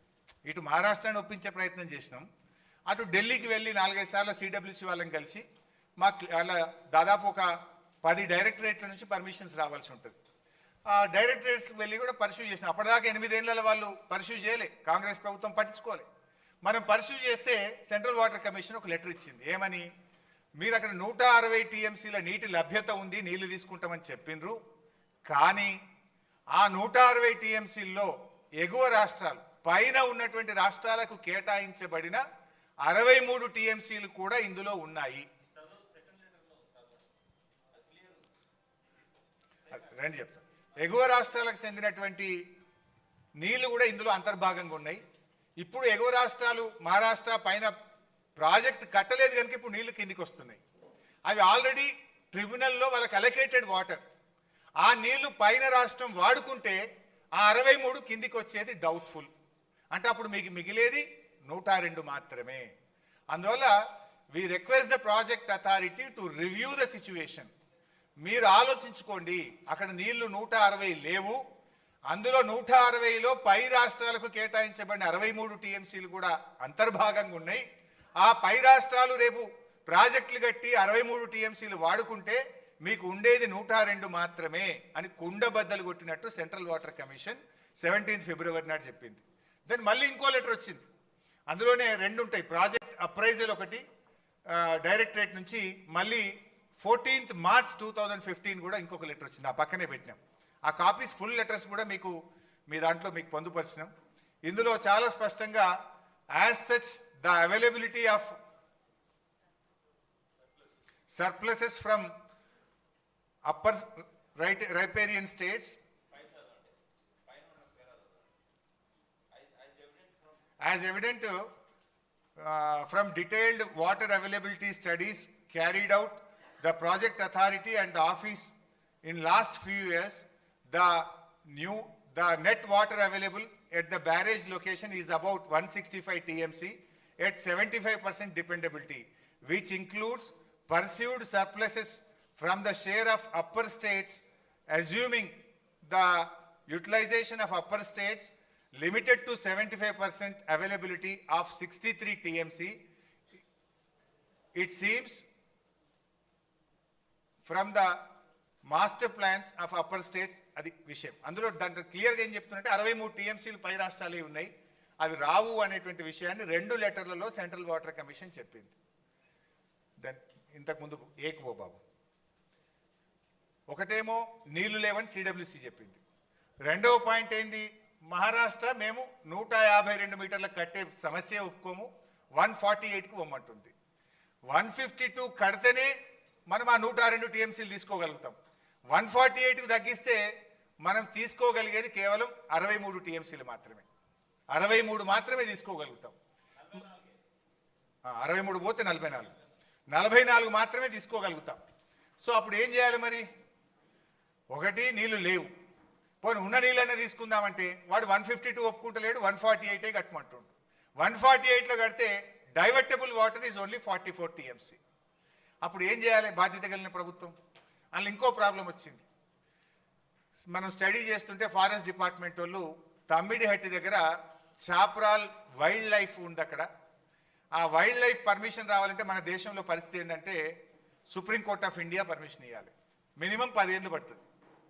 అక్కడ మనం ఒక ప్రాజెక్ట్ కట్టాలంటే వైల్డ్ లైఫ్ క్లియరెన్స్ తేవాలంటే మినిస్ట్రీ ఆఫ్ ఎన్విరాన్మెంట్ ఫారెస్ట్ నుంచి సుప్రీంకోర్టుకు పోయి తేవాలంటే 10 ఏళ్లలోపు భారతదేశంలో వైల్డ్ లైఫ్ క్లియరెన్స్ ఎక్కడ కాలేదు. ఒకటి నీళ్లు లేవు, 2 148కి మించి ఒప్పుకోమంటున్నారు, 3 వైల్డ్ లైఫ్లో ఇరికింది. ఈ 3 కారణాలు ఉన్నప్పుడు ఏం చేయాలి? నీళ్ళే లేవు, నీళ్ళు లేని చోట ప్రాజెక్ట్ కట్టాలన్నా? కాంగ్రెస్ పార్టీ తప్పు చేసింది. నీళ్లు లేని చోట, వైల్డ్ లైఫ్ సమస్యలో ఉన్న చోట, అంతర్రాష్ట్ర ఇబ్బందులు ఉన్న చోట ప్రాణహిత చేవలను ఇరికిచ్చి తెలంగాణకు అన్యాయం చేసింది నాటి కాంగ్రెస్ ప్రభుత్వం. మరి పోరాటం చేసి చావు నోట్లో తలబెట్టి నీళ్ల కోసం తెలంగాణ తెచ్చిన కేసీఆర్ గారు బాధ్యత కలిగిన ముఖ్యమంత్రిగా, పోరాట యోధుడిగా ఏం చేయాలి కేసీఆర్ గారు? నీళ్లు ఉన్న చోటకు ప్రాజెక్టు మార్చాలనా వద్దా? కాంగ్రెస్ చేసిన తప్పిదానాన్ని సరిచేయడం కోసం భవిష్యత్ తెలంగాణ అవసరాలను దృష్టిలో పెట్టుకొని మనము ప్రాజెక్ట్ సైట్ మార్చాల్సిన తప్పనిసరి పరిస్థితి ఏర్పడ్డది. నెక్స్ట్ చెప్తా. నంబర్ 3, థర్డ్ పాయింట్, ఇంకో లెటర్ కూడా వచ్చింది సిడబ్ల్యూసి నుంచి. అంటే ఎందుకు రీఇంజనీరింగ్ చేసినాము అంటే అనదర్ పాయింట్, థర్డ్ పాయింట్లో ఏం చేసిందంటే సిడబ్ల్యూసి మనకు ఇంకొక లెటర్ రాసింది. ఏం రాసింది అంటే మీరు 160 టీఎంసీలతోని 16 లక్షల ఎకరాలు అప్పుడు ఆ రోజు ప్రతిపాదించింది. 16 లక్షల ఎకరాలకు నీళ్ళు ఇవ్వాలంటే మీరు పెట్టిన రిజర్వాయర్లు సరిపోవు, బ్యారేజీలు సరిపోవు, సిస్టమ్ నడపలేరు. మినిమం స్టోరేజ్ ఉండాలంటే మీరు కొత్త రిజర్వాయర్లు నిర్మించండి, అవసరమైతే ఉన్న చెరువుల సామర్థ్యం పెంచండి, ఆర్టిఫిషియల్ రిజర్వాయర్స్ కట్టైనా సరే మీరు నీటి సామర్థ్యం, నిల్వ సామర్థ్యాన్ని పెంచండి అని చెప్పి సెంట్రల్ వాటర్ కమిషన్ మరొక లెటర్ కూడా మనకు రాయడం జరిగింది. నెక్స్ట్, అప్పుడు మన గవర్నమెంట్ ఏం చేద్దాము అని చెప్పి మేడిగడ్డ మనమే నిర్ణయించినాం, కేసీఆర్ గారు నిర్ణయించిండ్రు అని కూడా మన మీద బురద చల్లుతూ ఉంటారు. సో అసలు ఎందుకు మార్చాల్సి వచ్చిందో ఇప్పుడు మీకు అర్థమైంది.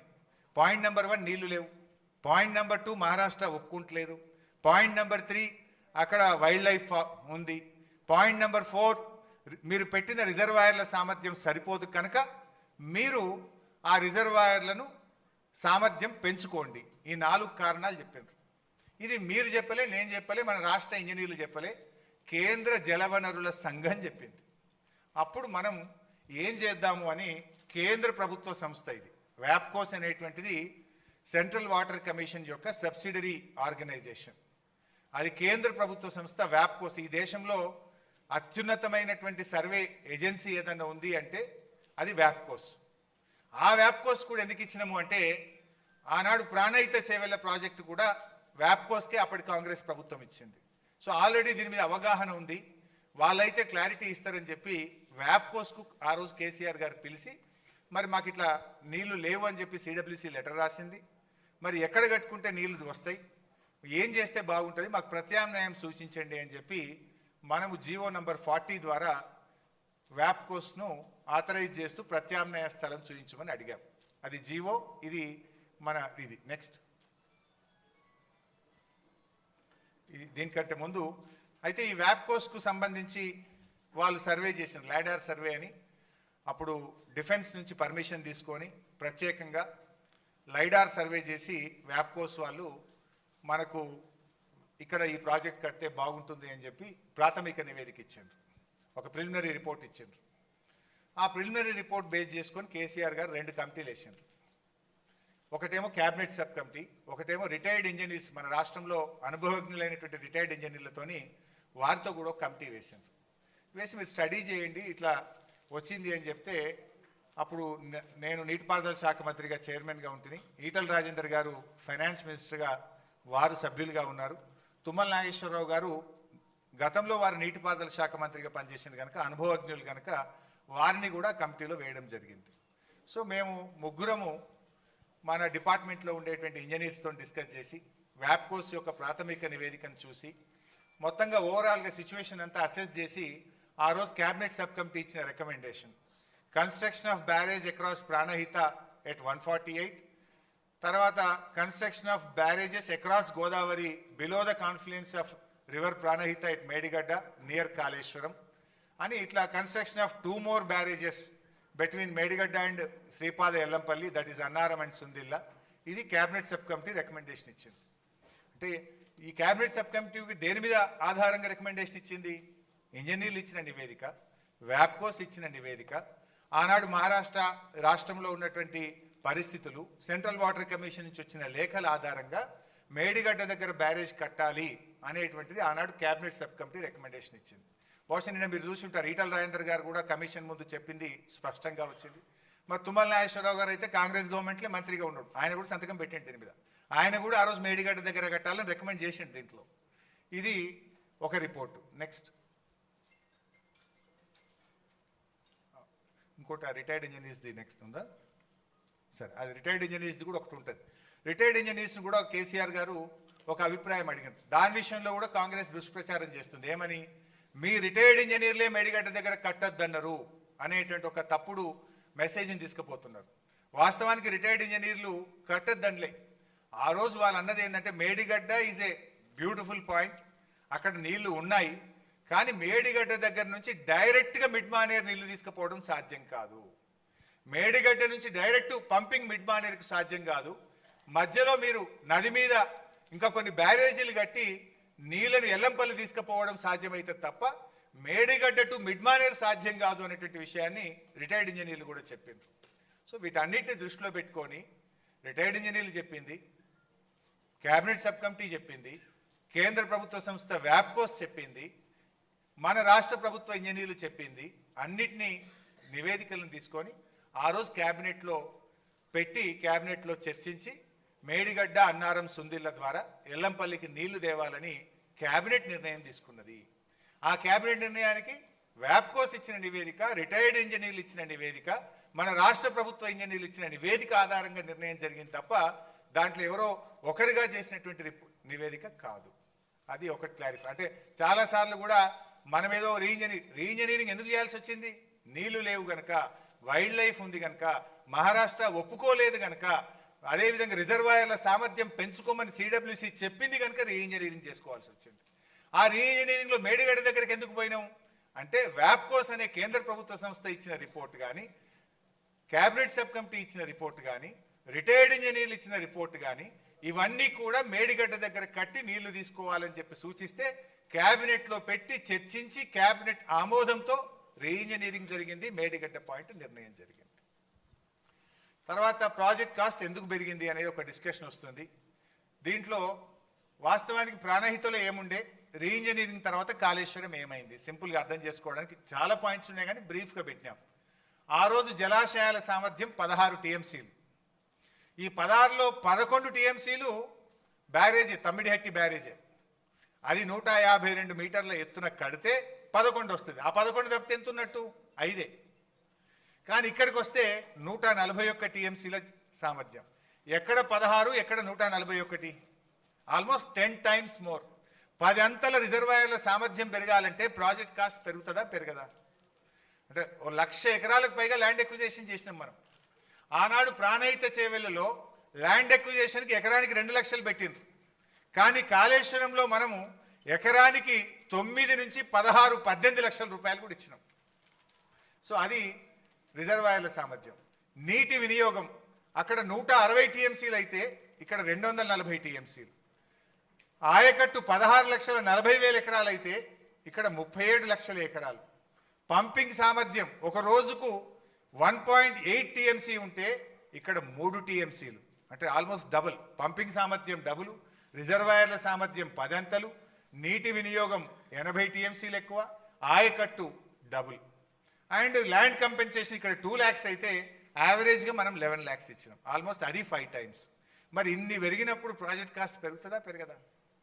ఇది ఒక పాయింట్ మీకు అర్థం కావడానికి బ్రీఫ్గా చెప్పే ప్రయత్నం చేస్తున్నాం. నెక్స్ట్.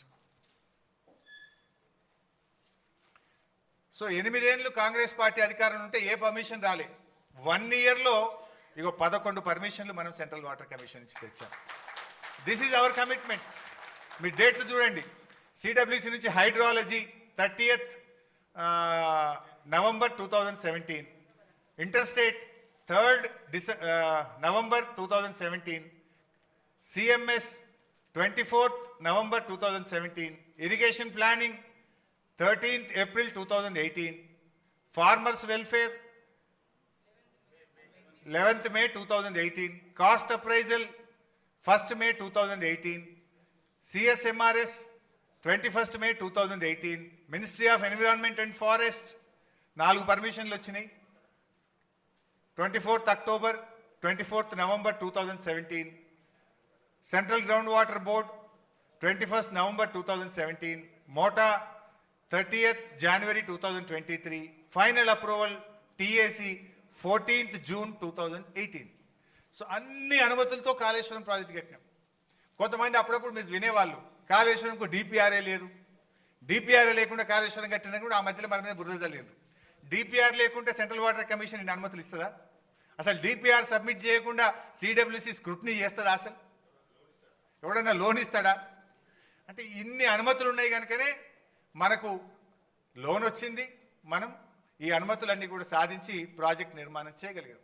అంటే Kaleshwaram has every permission, every approval.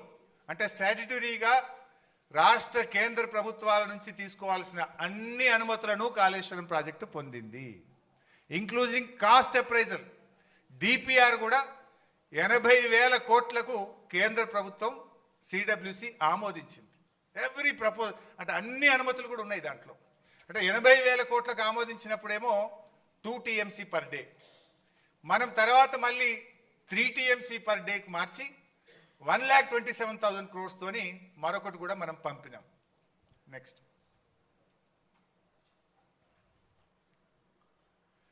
So రీఇంజనీరింగ్తో గోదావరి నది ఎట్లా సజీవమైంది అనేది కూడా మనం చెప్పినాం.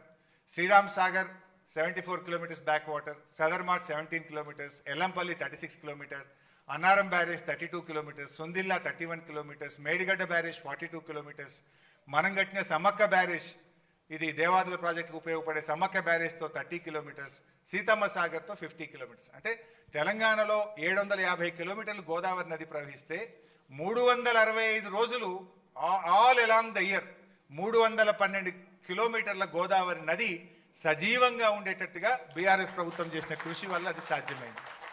దానివల్ల ఏమైంది? 312 kilometers ఎప్పుడు చూసినా నీళ్ళే ఉంటాయి.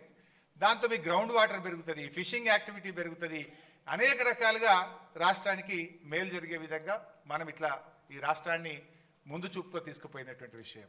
నెక్స్ట్. ప్రాజెక్ట్ కాస్ట్ పెరిగింది అని కొంతమంది మాట్లాడుతున్నారు. ఐ కెన్ ఛాలెంజ్, మన రాష్ట్రంలోనే కాదు ఈ భారతదేశంలో ఎస్టిమేటెడ్ కాస్ట్తో ఒక్క ప్రాజెక్ట్ కూడా ఈ భారతదేశంలో ఇప్పటిదాకా పూర్తి కాలేదు. There is no project in the country. కానీ మన స్టేట్దే మీకు ఎగ్జాంపుల్గా చెప్పే ప్రయత్నం చేస్తున్నా. అంటే వీళ్ళు ఏం చేస్తుండ్రు? కాళేశ్వరం ప్రాజెక్ట్ కాస్ట్ పెరిగింది, పెంచిండ్రు అని చెప్తున్నారు. అసలు ఈ దేశంలో, ఈ రాష్ట్రంలో అతి తక్కువ పెరిగిన ప్రాజెక్ట్ కాస్ట్తో పూర్తి చేసిన project that is one and only project Kaleshwaram project. Nagarjuna Sagar 1954లో 122 కోట్లతో అంచనా వేసి ఎస్టిమేట్ చేసి పనులు స్టార్ట్ చేసిండ్రు. పూర్తయ్యే నాటికి 1183 కోట్లు, అంటే 9 రెట్లు పెరిగింది ప్రాజెక్ట్ కాస్ట్.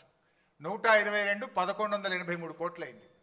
శ్రీరామ్ సాగర్ 40 కోట్లతో స్టార్ట్ అయితే 4300 కోట్లు అయింది. అది అంటే 107 టైమ్స్ 107 రెట్లు పెరిగింది శ్రీరామ్ సాగర్ ప్రాజెక్ట్. జూరాల మహబూబ్నగర్లో కట్టిన జూరాల 70 కోట్లతో స్టార్ట్ అయితే పూర్తయ్యేసరికి 1815 కోట్లు, అంటే 25 రెట్లు పెరిగింది జూరాల. పులిచింతల 565 కోట్లతో స్టార్ట్ చేస్తే 1816 కోట్లు, 3.2 టైమ్స్ ప్రాజెక్ట్ కాస్ట్ పెరిగింది. దెన్ సింగూరు 29 కోట్లతో స్టార్ట్ చేస్తే 169 కోట్లు, 5.7 రెట్లు పెరిగింది. ఎల్లంపల్లి 900 కోట్లతో స్టార్ట్ చేస్తే 2048 కోట్లు, 5.7 రెట్లు, అంటే యాక్చువల్లీ ఇంకా మూడోది కూడా ఉంది సవరణ, 5.7 రెట్లు పెరిగింది. దేవాదుల ఇంకా పూర్తి కాలేదు, బట్ యాజ్ ఆన్ టుడే 6000 కోట్లతో స్టార్ట్ చేస్తే ఇప్పటికే 17,500 కోట్లు ఖర్చు అయ్యి 2.9 రెట్లు దేవాదుల పెరిగింది. మరి కాళేశ్వరంకి వస్తే 80,000 కోట్లతో డిపిఆర్ అప్రూవల్ అయింది. బీఆర్ఎస్ ప్రభుత్వం దిగిపోయే నాటికి అయిన ఖర్చు 94,000 కోట్లు మాత్రమే. 80,000 కోట్లతో ప్రాజెక్ట్ రూపకల్పన జరిగింది. అది 3rd TMC కూడా కలిపితే 1,27,000 కోట్లు ప్రాజెక్ట్ కాస్ట్ మనం ఫైనల్ కాస్ట్ వచ్చింది. హార్డ్లీ పూర్తయితే 1,50,000 కూడా దాటదు, అంటే డబల్ కూడా కాలే, నాట్ ఈవెన్ డబుల్, ఓ 2 రెట్లు కూడా కాలేదు. ఓన్లీ 0.5 పెరిగింది అంతే కాళేశ్వరం. మీరు ఏది చూసినా 9 రెట్లు, 107 రెట్లు, 25 రెట్లు, 3 రెట్లు, 5 రెట్లు, 5 రెట్లు, 2.9 రెట్లు. కానీ కాళేశ్వరం 0.5 మాత్రమే పెరిగింది. అంటే వీళ్ళు చేసేదంతా బట్టగాల్చి మీద వేసే ప్రయత్నము, దుష్ప్రచారం తప్ప కాళేశ్వరం ప్రాజెక్ట్ కాస్ట్ పెరిగిందనేటువంటిది శుద్ధ తప్పు. ఈ రాష్ట్రంలోనే అతి తక్కువ ఎస్కలేషన్తో ఒక ప్రాజెక్టు కట్టబడ్డది అంటే అది కాళేశ్వరం ప్రాజెక్ట్. నెక్స్ట్, సరే, ఈ మధ్య కాంగ్రెస్ వాళ్ళు చాలా పంట పండింది, కాంగ్రెస్ వచ్చినాక ఇంత పంట పండింది అని చెప్తున్నారు ఈ మధ్యలో. మీరు, నేను అడుగుతున్న సీదా ఒకటే ముచ్చట, కాంగ్రెస్ ప్రభుత్వం వచ్చినాక ఒక ప్రాజెక్ట్ ఏదైనా పూర్తి చేసిండ్రా? ఒక చెక్ డ్యామ్ ఏమన్నా కట్టినరా? ఒక్క చెరువు ఏమన్నా కట్టినరా? ఒక్క ఎకరానికి ఏమన్నా అదనంగా నీళ్ళు ఇచ్చిండ్రా? ఏంది అసలు మీరు చేసింది ఏంది? ఇవాళ ఇంత అద్భుతంగా పంట పండిందంటే 10 ఏళ్ల బీఆర్ఎస్ ప్రభుత్వము కేసీఆర్ గారు చేసిన కృషి. మిషన్ కాకతీయలో చెరువులు బాగా చేసినాం, పెండింగ్ ప్రాజెక్టులు పూర్తి చేసినాం. మీకు ఇంకా బెటర్ ఇలా లేదు ప్రజెంటేషన్లో, కానీ బీఆర్ఎస్ 9.5 సంవత్సరాల్లో 2 ఏళ్ళు కరోనా వచ్చింది, పనులు జరగలే. అయినా 9.5 సంవత్సరాల్లో 17 లక్షల ఎకరాల కొత్త ఆయకట్టు ఈ రాష్ట్రంలో తెచ్చింది బీఆర్ఎస్. 30 లక్షల ఎకరాల ఆయకట్టు స్థిరీకరించింది బీఆర్ఎస్. అంటే మొత్తం 47 లక్షల ఎకరాలకు నీళ్ళు ఇచ్చినాం మనం. మిషన్ కాకతీయ ఒక చెరువుల కిందనే 10-15 లక్షల ఎకరాలు అదనంగా తెచ్చినాం మనం. అంటే 47 లక్షల ఎకరాల పంట అదనంగా పండిందంటే బీఆర్ఎస్ 9.5 సంవత్సరాల్లో సాగునీటి రంగంలో చేసిన కృషి వల్ల జరిగింది. దాని సోపతికి కేసీఆర్ గారు చేసిన అద్భుతమైన పని, 6 నెలల్లో చేసిన పని ఏంటంటే 30 లక్షల పంప్ సెట్లకు హైదరాబాద్లో హైటెక్ సిటీలో ఎంత నాణ్యతమైన కరెంట్ వస్తుందో ఒక మారుమూల పల్లెలో కూడా బాయికాడ బోరుకాడ 24 గంటల నాణ్యమైన కరెంట్ ఇచ్చే ప్రయత్నం జరిగింది. చాలా మందికి తెలియంది ఏంటంటే కరెంట్ ఏదో మంత్రం వేస్తూ వచ్చిందో, ఒక ఓవర్ నైట్ జరిగింది కాదు. విద్యుత్ పంపిణీ వ్యవస్థను బలోపేతం చేయడానికి బీఆర్ఎస్ ప్రభుత్వ హయాంలో 1,00,000 కోట్ల రూపాయలు ఖర్చు పెట్టడం జరిగింది. 1 lakh crores. అంటే 400 kV substations, 220 kV substations, 132 kV substations, 33/11 kV substations, additional distribution lines, distribution transformers, ఇట్లా కొన్ని 1,00,000 కోట్లు ఖర్చు పెడితే రైతులకు నాణ్యమైన 24 గంటల కరెంట్ వచ్చింది కనుక ఇవాళ ఈ పంట పండింది. కాంగ్రెస్ వాళ్ళు వచ్చినాక ఏమైనా కరెంటు మంచిగా చేస్తారా, నీళ్ళు ఇస్తారా? ఈ పంట పండింది అంటే మా ప్రభుత్వ కృషి వల్ల, కేసీఆర్ గారి ముందు చూపు వల్ల తప్ప మీరు చేసింది ఏమీ కూడా లేదు. సో ఇవన్నీ కూడా మనం, మరి నిజంగా మీరు చేసింది గొప్పతనం ఉంటే 2014 ముందు కాంగ్రెస్ ఉంది కదా, మరి అప్పుడు ఎందుకు పంట పండలే? 2014 ముందు ఎందుకు పండలే? 2014 ముందు 68 లక్షల టన్నుల ఉత్పత్తి 2,70,00,000కి ఎట్లా పెరిగింది? అదేవిధంగా అదేమో వరి, అన్ని రకాల పంటలు కూడా 1,07,00,000 నుంచి 4,65,00,000 రూపాయలకు ఇలా ఉత్పత్తి పెరిగింది. అంటే ఇవన్నీ కూడా వ్యవసాయ రంగంలో, సాగునీటి రంగంలో, నెక్స్ట్ చేపల ఉత్పత్తిలో ఎట్లా పెరిగింది అనడానికి, నెక్స్ట్ గ్రౌండ్ వాటర్ ఎట్లా పెరిగింది. ఇప్పుడు ఒక పరోక్షంగా ఏంది, గ్రౌండ్ వాటర్ పెరగడం ద్వారా 30 లక్షల పంప్ సెట్లు ఉన్నాయి తెలంగాణలో. భూగర్భ జలాలు పెరిగితే ఈచ్ పంప్ సెట్ కింద 2 ఎకరాలు వేసుకున్న 60 లక్షల ఎకరాలు పంట పండుతుంది కదా. మరి అంతకు ముందు పెరగని గ్రౌండ్ వాటర్ ఎందుకు పెరిగింది? ఇప్పుడు చూస్తే మీరు ఓవరాల్గా 5.36 మీటర్స్ గ్రౌండ్ వాటర్ టేబుల్ పెరిగింది. ఎట్లా పెరిగింది? చెరువులు బాగా చేయడం ద్వారా, చెక్ డ్యామ్లు కట్టడం ద్వారా, పెండింగ్ ప్రాజెక్టులు పూర్తి చేయడం ద్వారా, రిజర్వాయర్లు కొత్తగా నిర్మించి నీళ్లు నింపడం ద్వారా, ఆయకట్టుకు నీళ్లు ఇవ్వడం ద్వారా, అదే అన్నారు చెరువులు, మిషన్ కాకతీయ ద్వారా, ఇవన్నీ కలిపితే ఈ 5.36 గ్రౌండ్ వాటర్ పెరిగింది. ఇది మన రిపోర్ట్ కాదు, కేంద్ర భూగర్భ జలశాఖ ఇచ్చిన report, central ground water department ఇచ్చినటువంటి రిపోర్ట్ ప్రకారమే 5.36 మీటర్స్ గ్రౌండ్ వాటర్ పెరిగి తెలంగాణలో అద్భుతమైన పంటలు పండడానికి ఉపయోగపడ్డది. నెక్స్ట్, సరే కాళేశ్వరం మీద ఇవాళ రోజుకొకడు ఒక బీజేపీ నాయకుడు ఒక్కొక్క బీజేపీ నాయకుడు ఒక తీరుగా మాట్లాడుతుంటారు. ఆనాడు ఢిల్లీలో కేంద్ర జలవనరుల శాఖ మంత్రిగా ఉన్నది నితిన్ గడ్కరీ గారు. ఆ నితిన్ గడ్కరీ గారు హైదరాబాద్ వచ్చినప్పుడు ఏం మాట్లాడిండో ఒక్కసారి చూడండి. तेलंगाना एक प्रगतिशील, समृद्ध और संपन्न राज्य है. हम अक्सर एक बात कहते हैं, मैंने रिट्रोस्पेक्टिव इस प्रोजेक्ट के लिए दी और मुझे खुशी है कि ये डैम कालेश्वरम के कारण हैदराबाद की भी पानी की समस्या को सुलझाया गया है. కాళేశ్వరం వల్ల ఇలా హైదరాబాద్ సమస్య, తాగునీటి సమస్య తీరింది, అద్భుతమైన పంటలు పండుతున్నాయి, ఈ ప్రాజెక్ట్ గొప్పది అని అనేక సందర్భాల్లో చెప్పారు గడ్కరీ గారు. ఇది ఒక హైదరాబాద్లో మీటింగ్ చెప్పినటువంటి విషయం. నెక్స్ట్, ఆనాటి మన గవర్నర్ నరసింహన్ గారు కూడా ఏం చెప్పారో ఒక్కసారి మీరు చూడండి. ఈ ముక్తేశ్వర్, ఈ ముక్తినాథ్లో ఈ పెట్టిన ఈ ప్రాజెక్ట్ మన రాష్ట్ర ప్రజలందరికీ నీళ్లు, తాగనీళ్ళకి, ఇరిగేషన్కి, ఇండస్ట్రీస్ అన్నిటికీ ఒక ముక్తి తీసుకొచ్చిన ఈ ముక్తినాథ్ భూమిలో తీసుకొచ్చే కాళేశ్వరం ప్రాజెక్ట్ కాబట్టి, సో కాళేశ్వరం ఎంత గొప్పగా పనిచేసింది అనేది వారు స్వయంగా విజిట్ చేసి చూసి, ప్రాజెక్ట్ను చూసి, ఆ రోజు ఈ ప్రాజెక్టు పనితీరును, ప్రాజెక్టు యొక్క ఫలితాలను అభినందించినటువంటి వ్యక్తి నరసింహన్ గారు.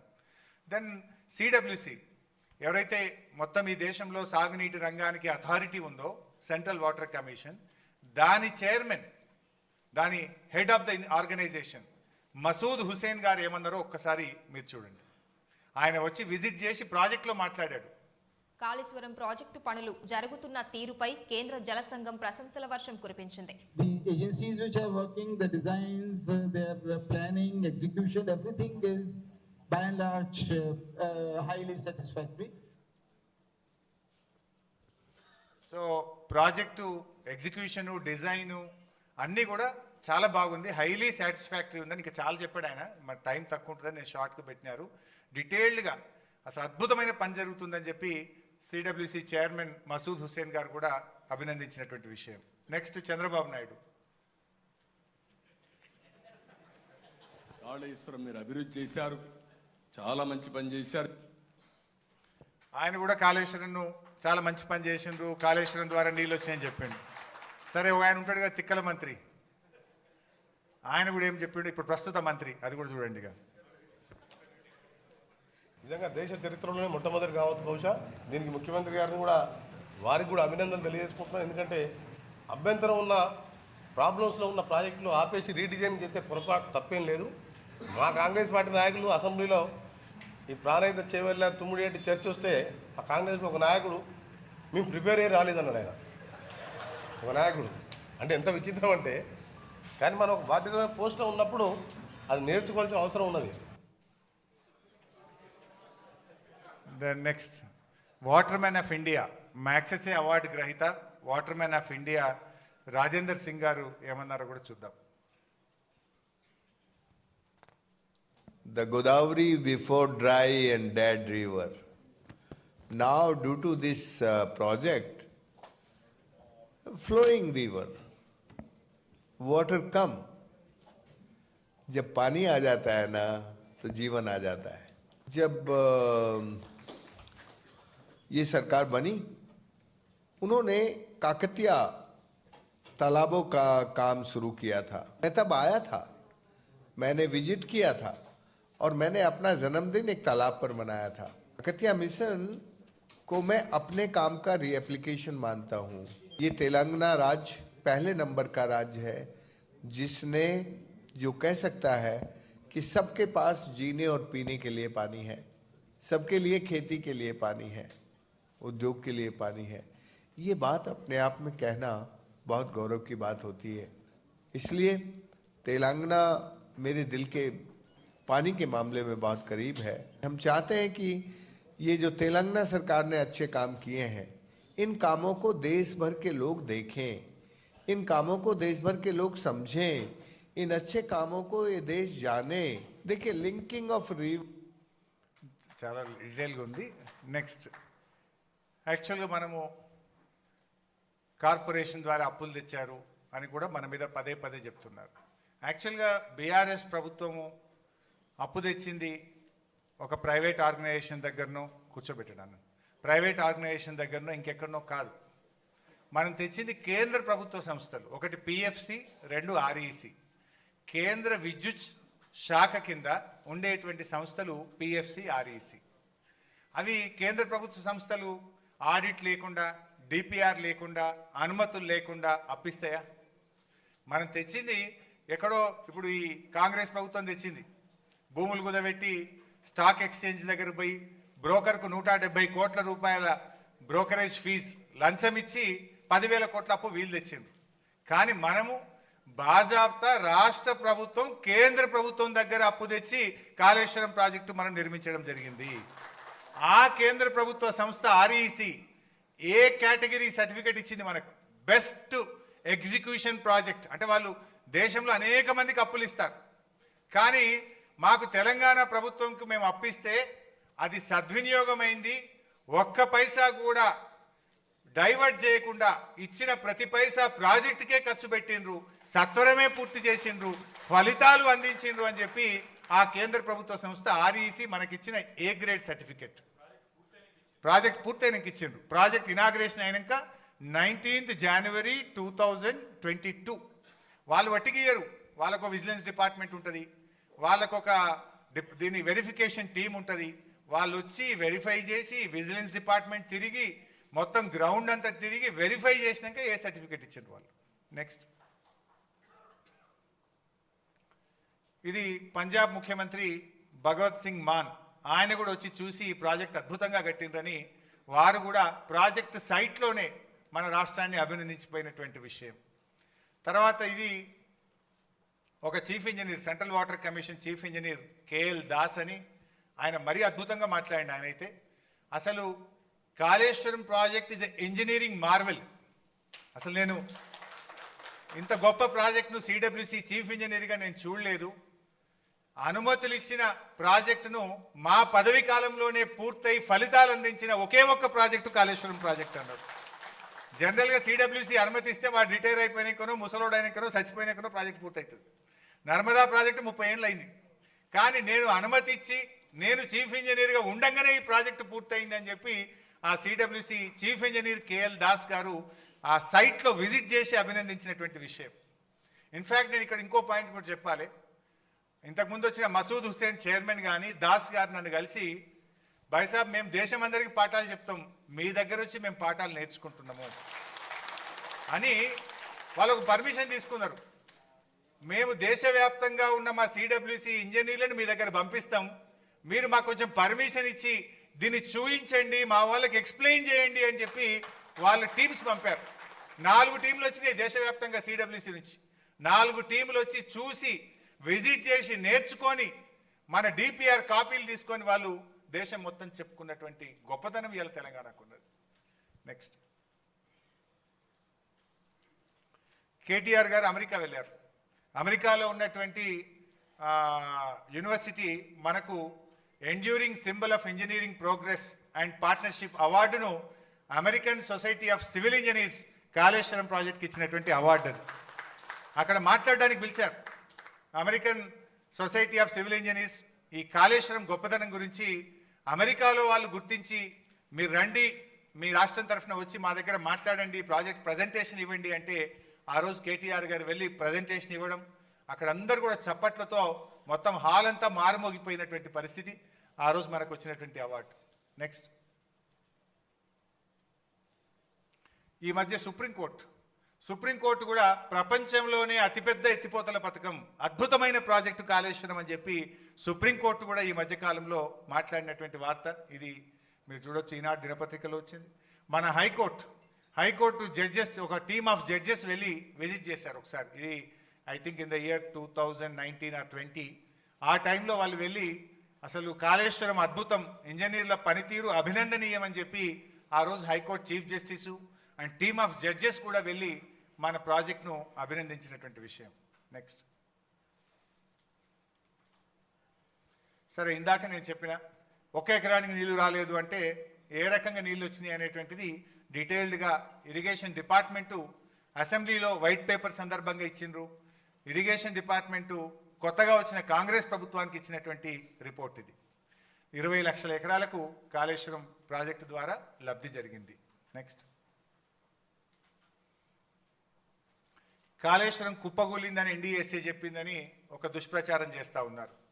వాస్తవానికి ఎన్డీఎస్ఏ ఏం చెప్పింది అనేది కూడా అక్కడ మనం మెన్షన్ చేసినాం. చాలా స్పష్టంగా చెప్పింది ఎన్డీఎస్ఏ. ఇది ఎన్డీఎస్ఏ రిపోర్ట్లో నుంచి చెప్తున్నటువంటి point. After obtaining the results from the various investigations and on opinion of the experts committee, the restoration of the block 7 of Medigadda barrage will be taken up and the barrage will be under operation. చాలా స్పష్టంగా వాళ్ళు 7th బ్లాక్ను తీసి మళ్ళీ కట్టడం ద్వారా బ్యారేజ్ను ఆపరేషన్లోకి తీసుకురావచ్చు అని ఎన్డీఎస్ఏ చెప్పినటువంటి నివేదికలో స్పష్టంగా ఉంది. కానీ వీళ్ళు కాళేశ్వరమే కుప్పగూలింది, మొత్తానికే పోయింది అంటున్నారు. ఎన్డీఎస్ఏ ఓన్లీ బ్లాక్ 7ను తీసి మీరు కొత్త బ్లాక్ మళ్ళీ కట్టడం ద్వారా దాన్ని ఆపరేషన్లోకి తీసుకురావచ్చు అని చెప్పి ఎన్డీఎస్ఏ తన నివేదికలో చాలా స్పష్టంగా చెప్పింది. ఇప్పటికి ఏడాది అర్థమైపోయింది. నెక్స్ట్, తర్వాత ప్రాజెక్ట్ నిర్మాణంలో నాణ్యత లేదు, డిజైన్లో లోపం ఉందని కూడా పదే మన మీద బురద జల్లే ప్రయత్నం చేస్తారు.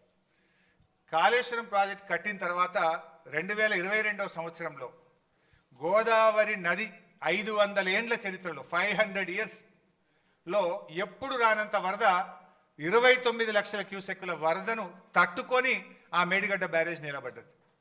నిజంగా డిజైన్ లోపం ఉంటేనో క్వాలిటీ లేకపోతేనో నది చరిత్రలో రానంత వరద, 500 ఏండ్లలో రానంత వరద, 29 లక్షల క్యూసెక్కుల వరదను తట్టుకొని మేడిగడ్డ బ్యారేజ్ నిలబడ్డది. అంటే ఎక్కడ కూడా అటువంటి డిజైన్ లోపం లేదు.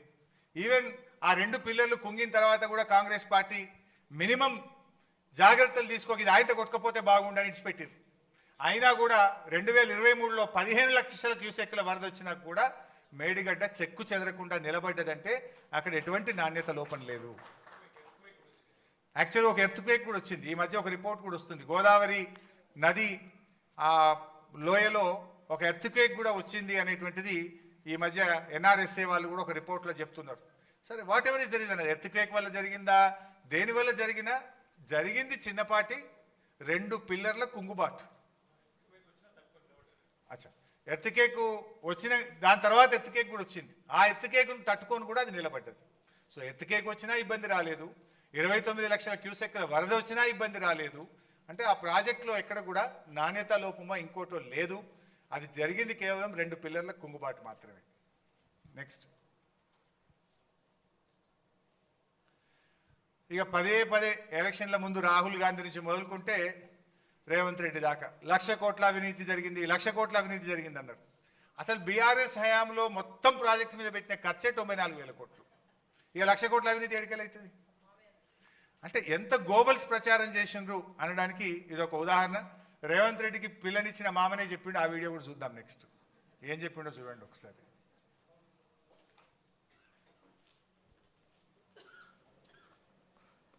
కాళేశ్వరం 1,00,000 కోట్లు మునిగిందంటే అది తప్పది, అలవాటు అయిపోయింది. 1,00,000 కోట్లు కుంభకోణం అనే కాడికి వచ్చారు. 1,00,000 కోట్ల ప్రాజెక్టు 94,000 కోట్లు ఖర్చు అయితే 1,00,000 కోట్ల కుంభకోణం ఎట్లయితుంది? ఇవన్నీ కూడా రేవంత్ రెడ్డి చెప్తే బాగుండు, మనకి చెప్తే కలగా పులగంగా చేసి మాట్లాడుతుంటాం. నెక్స్ట్ అంటే దుష్ప్రచారాలు ఎట్లుంటాయి అనడానికి ఇంకొక చిన్న ఉదాహరణ. కమిషన్ ముందు కాంగ్రెస్ నాయకులు కొంతమంది కాంగ్రెస్కు వత్తాసు పాడినటువంటి కొంతమంది వ్యక్తులు పోయి రకరకాల గోబల్స్ ప్రచారం చేసేవాళ్ళు. కమిషన్ ముందు పోవుడు, తెల్లారి వచ్చి మీడియా ముంగట మాట్లాడు, తెల్లారి పేపర్లలో పతాక శీర్షికన వార్తలు రావడం. ఒకరోజు ఏమొచ్చింది, కాళేశ్వరం డిపిఆర్కు 677 కోట్ల, అన్ని పేపర్లు వచ్చింది, ఇట్స్ నాట్ ఇది మోస్ట్ ఆఫ్ ద పేపర్స్. అందులో చూడండి మీరు, లెక్కలన్నీ ఉన్నాయి, అబద్ధాలు చెప్పొద్దు, జలసంఘం లెక్కల్ని దాచిపెడతారా, మాజీ అధికారులపై ఫైర్. సో అందులో మీరు చూస్తే బ్యారేజీ డిపిఆర్ల తయారీకి వ్యాప్కోసు 677 కోట్లు ఏ విధంగా చెల్లించారని కాళేశ్వరం విచారణ కమిషన్ ప్రశ్నించిందని, మా దగ్గర అన్ని ఈఎన్సి నల్లా వెంకటేశ్వర్లు బుకాయించబోగా బిల్లుల చెల్లింపుల లెక్కలన్నీ తమ దగ్గర ఉన్నాయని, అబద్ధాలు చెప్పి తప్పించుకునే ప్రయత్నం చేయొద్దని మండిపడ్డది. అట్లా ఇట్లా వార్తలు వచ్చినాయి. ఓ లే మ్యాన్ పేపర్లు చదివితే ఏమనుకుంటాడు, అరే గంత తిట్టిండ్రు, లెక్కలు మా దగ్గర ఉన్నాయంటుండ్రు, ఆధారాలు బాగా ఉన్నాయంటారు, నిజంగానే 677 కోట్లు ఇచ్చిండ్రా అని అనుకుంటారు కదా. ఆ పక్కన జీవో చూడండి, జీవో నంబర్ 40/2016 మేడిగడ్డ బ్యారేజ్ కట్టడానికి వ్యాప్కోస్ అనే కేంద్ర ప్రభుత్వ సంస్థకు మనం ఇచ్చింది 677 లక్షలు. ఆ జీవో చూడండి పక్కన, అంటే 6,77,00,000. అది మన గవర్నమెంట్ ఇచ్చే జీవో, అది 6,677,00,000. ఇక్కడ ఏంది 677 కోట్ల. అంటే ఇట్లా ఉంటాయి గోబల్స్ ప్రచారం.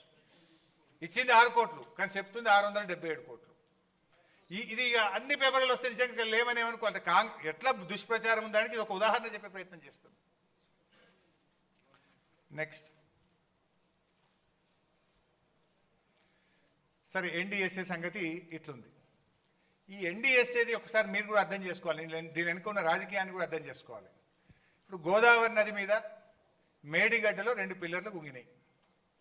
కుంగిన 2 రోజులకి ఊరికొచ్చింది ఎన్డీఎస్ఏ, 2 రోజులకు వచ్చింది. అప్పుడు మనకు ఏమైంది, అప్పటికే ఎలక్షన్ కోడ్ ఆఫ్ కండక్ట్ వచ్చింది, నెల రోజుల్లో ఎలక్షన్స్ జరగబోతా ఉన్నాయి. ఎంత హడావిడిగా ఎన్డీఎస్ఏ వచ్చిందంటే, యాక్చువల్ రూల్ ఏం చెప్తుందంటే ఆ రాష్ట్ర ప్రభుత్వం కోరితే ఎన్డీఎస్ఏ రావాలి, సలహా సూచన ఇవ్వాలి. మనం ఏం కోరలే, హడావిడిగా వచ్చింది, 2 రోజుల్లో వచ్చింది, 3 రోజుల రిపోర్ట్ ఇచ్చింది. అసెంబ్లీ ఎన్నికల ముందు ప్రాథమిక నివేదిక, పార్లమెంట్ ఎన్నికల ముందు మధ్యంతర నివేదిక, బీఆర్ఎస్ పార్టీ రజతోత్సవం జరుపుకుంటే తుది నివేదిక. కరెక్ట్గా టైంకి ఇస్తుంటుంది. దీనికంటే ఇంకా ముఖ్యమైన పాయింట్ నేను ఇక్కడ మీరు అర్థం చేసుకోవాల్సింది, ఇదే గోదావరి నది మీద అదే సెంట్రల్ వాటర్ కమిషన్, అదే ఎన్డీఎస్ఏ కట్టింది పోలవరం ప్రాజెక్టు. ఇదే గోదావరి జస్ట్ కింద, మేడిగడ్డ తర్వాత వచ్చేది మన సమ్మక్క బ్యారేజ్, దాని కింద సీతారామ బ్యారేజ్, దాని కింద లాస్ట్కి వచ్చేది పోలవరం. సో ఆ పోలవరం ప్రాజెక్టు ఇంకా చాలా ఇంపార్టెంట్ పాయింట్, మంచిగా వినాలి. ఆ పోలవరం ప్రాజెక్టుకు ఎవరు CEO? Polavaram is a national project, అంటే జాతీయ ప్రాజెక్ట్. కట్టేది ఎవరు? Central water commission. ఎన్డీఎస్సీ అంటే ఎవరు? సెంట్రల్ వాటర్ కమిషన్లో ఒక విభాగం. ఎన్డీఎస్సీలో ఎవరు పనిచేస్తారు? సిడబ్ల్యూసీ చీఫ్ ఇంజనీర్లే, సిడబ్ల్యూసీ ఇంజనీర్లే ఎన్డీఎస్సీలో పనిచేస్తారు. NDSC and CWC both are one and the same. వీళ్ళే అందులో పనిచేస్తారు, వాళ్ళే ఇంట్లో పనిచేస్తారు. సో మరి ఆ పోలవరం కట్టింది ఎవరు? CWC, NDSC. పోలవరంలో డయాఫ్రేమ్ వాల్ కొట్టుకపోయింది, దాదాపు 1,500 కోట్ల నష్టం జరిగింది. గైడ్ వాల్ కొట్టుకపోయింది. పోలవరంలో కాపర్ డ్యామ్ లీకేజ్ అయింది. మరి ఇవన్నీ జరిగితే ఇది ఎప్పుడు జరిగింది? 4 ఏళ్ళు అయింది. ఇప్పటిదాకా ఎన్డీఎస్ఏ ఎందుకు పోదు అని నేను అడుగుతా ఉన్నా. ఈ మేడిగడ్డ మీద అంత అత్యుత్సాహం ప్రదర్శించిన ఎన్డీఎస్ఏ అదే గోదావరి నది మీద కట్టిన పోలవరంలో 1,000 కోట్ల రూపాయల నష్టం జరిగి డయాఫ్రేమ్ వాల్ కొట్టుకుపోయి కాపర్ డ్యామ్లో లీకేజీలు వచ్చి గైడ్ వాల్ పడిపోతే అక్కడికి ఎన్డీఎస్ఏ ఎందుకు పోదు? 4 ఏళ్ళైనా ఎన్డీఎస్ఏ ఎందుకు పోలేదు? ఎన్డీఎస్ఏ అనేది ఇది బీజేపీకి ఒక జేబు సంస్థలాగా, అది కూడా మరో ఈడీ సిబిఐ లాగా తయారైపోయింది. అందువల్లనే ఇవాళ ఏమైంది, అక్కడనేమో ఇంతవరకు పోలే, ఇంతవరకు ఆడ ఒక రిపోర్ట్ కూడా ఇవ్వలే 4 ఏళ్ళైనా. ఇక్కడ మాత్రం అసెంబ్లీ ఎన్నికల ముందు ఒకటి, పార్లమెంట్ ఎన్నికల ముందు ఒకటి, రజతోత్సవం ముందు ఒకటి. ఇలా ఇంకా ఇంట్రెస్టింగ్ పాయింట్ చెప్తా మీకు. ఆ పోలవరం కట్టింది, పోలవరంకు సెంట్రల్ వాటర్ కమిషన్ నుంచి ఒకరు ఉంటారు. దాన్ని ఏమంటారంటే CEO of Polavaram project authority. Who is that CEO? NDSA report ఎవరైతే ఇచ్చిండో గాయనే సిఇఓ ఉన్నాడా? కొట్టుకపోయినా కట్టినోడు, కట్టింది కొట్టుకపోయినాడు. ఎవరు ఆయన పేరు? చంద్రశేఖర్ అయ్యర్. ఆ చంద్రశేఖర్ అయ్యరే పోలవరం ప్రాజెక్టుకు సిఇఓగా ఉండి ఆయన కడితే అది కొట్టుకపోయింది. ఆయన వచ్చి మేడిగడ్డ మీద రిపోర్ట్ ఇస్తాడు. ఇక is the chairman of this NDSC. ఎవరి నాయకత్వంలో అయితే పోలవరం కట్టి కొట్టుకపోతుందో ఆడికి ఎవడు బోర్డు రిపోర్ట్ ఇయ్యడు. ఆయన్నే తర్వాత పోలవరం నుంచి మన జిఆర్ఎంబికి చైర్మన్గా పనిచేసిండు, తర్వాత ఎన్డిఎస్సికి పోయిండు. ఇప్పుడు ఆయన రిపోర్ట్ ఇస్తాడు, ఇక దాన్ని మనం ఇప్పుడు ఆమోదించాలంటారు. అంటే ఎంత రాజకీయ దురుద్దేశం దీని వెనుక ఉంది అనేటువంటిది మీరు అర్థం చేసుకోవడానికి పనికొస్తుంది. నెక్స్ట్, ఇక ఇది కూడా ఒకటి ఇంపార్టెంట్. ఆ మధ్య మన మీద అనేటోళ్ళు నది లేని చోట ఎవరైనా జలాశయం కట్టారా, నది లేని చోట గంత పెద్ద మల్లన్న సాగర్ కట్టచ్చా, రిజర్వాయర్లు ఏడగట్టినా నది మీద కడతారు కానీ నది లేని చోట కడతారా, భూకంపం వస్తుంది లేకపోతే ఇది వస్తుంది మొత్తం ఇదైపోతుంది అని చెప్పేటోళ్ళు. మన రాష్ట్రంలో నది లేని చోట ఇగో కండలేరు 68 టీఎంసీలు, గోరకల్లు 10, వెలుగొండ 41, వెలుగోడు 17, బ్రహ్మంగారి మఠం 17, అవుకు 7, అలుగునూరు 3, ఇక బొల్లంపల్లికి వద్దాం. ఇవన్నీ ఇన్ని రిజర్వాయర్లు ఆల్రెడీ నది లేని చోట ఉన్నాయి. ఇప్పుడు చంద్రబాబు నాయుడు కొత్తగా గోదావరి బంకచెర్లు అంటుండు కదా, అదే గోదావరి బంకచెర్ల మీద బొల్లంపల్లి దగ్గర 150 టీఎంసీల రిజర్వాయర్కి ఈరోజు ఆయన ప్లాన్ చేస్తున్నాడు. మరి మనం 50 టీఎంసీలది కడితేనే గంత పెద్దది కట్టాలనా, గన్ని ఊర్లు ముంచాలనా, గంత పెద్దది అవసరమా, నది లేని చోట కడతారా, భూకంపం వస్తుందని మాట్లాడారు. మరి ఇప్పుడు ఇవన్నీ గతంలో కట్టినాయి, మనకంటే పెద్దవి ఉన్నాయి 68, ఇప్పుడు 150 టీఎంసీలతో కడుతున్నారు. అంటే కేసీఆర్ గారు ఆ రోజు 100 ఏళ్ల ముందుకు ఆలోచించాడు. ఆయన రాజకీయం కోసం ఆలోచించలే. మళ్ళా రిజర్వాయర్లు కట్టలేం, హైదరాబాద్కు దగ్గరున్నది.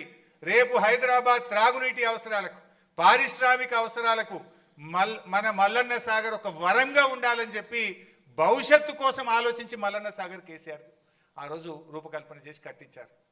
నిజానికి తక్కువ డబ్బుతో కట్టచ్చు, తొందరగా కట్టచ్చు, తొందరగా నీళ్ళు ఇచ్చి రాజకీయంగా లబ్ధి పొందొచ్చు.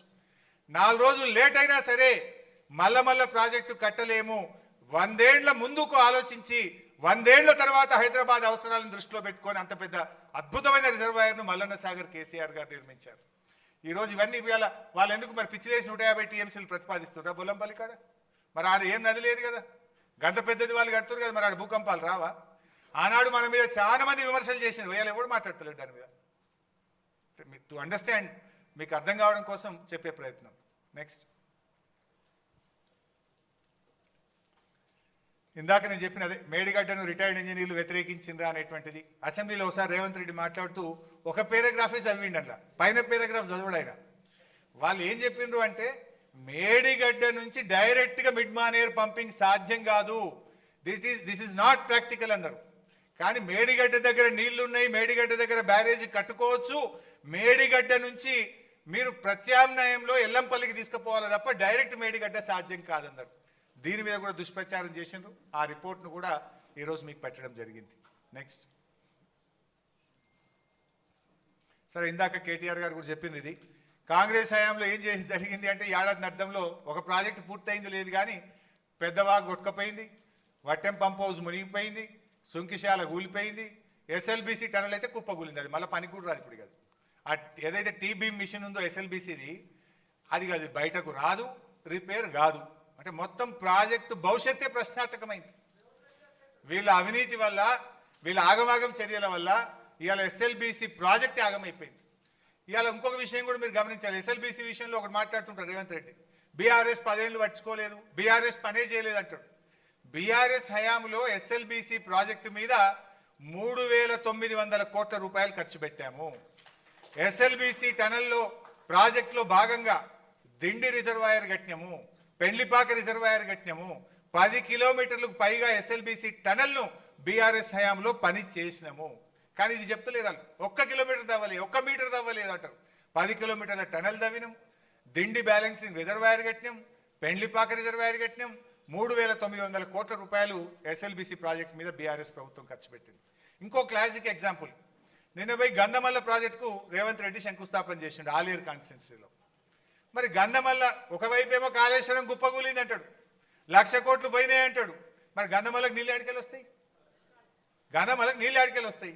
ఒక్కసారి మూసికి ఫస్ట్ పెట్టు బాబు, ఫస్ట్ మ్యాప్ పెట్టు ఒకసారి, very first of the presentation, మొట్టమొదటి. అంటే వాళ్ళు చెప్తున్నది అబద్ధం అనడానికి మీకు ఈజీగా అర్థం కావడానికి Kaleshwaram is intact, Kaleshwaram project పనిచేస్తుంది కనుకనే హైదరాబాద్కు 30 టీఎంసీలు మూసీకి తెస్తా, హైదరాబాద్కు మంచినీళ్ళు తెస్తా అని టెండర్లు పిలిచిండు. తర్వాత ఇలా గంధమల్ల కొబ్బరికాయ కొట్టిండు. ఇగో ఇదే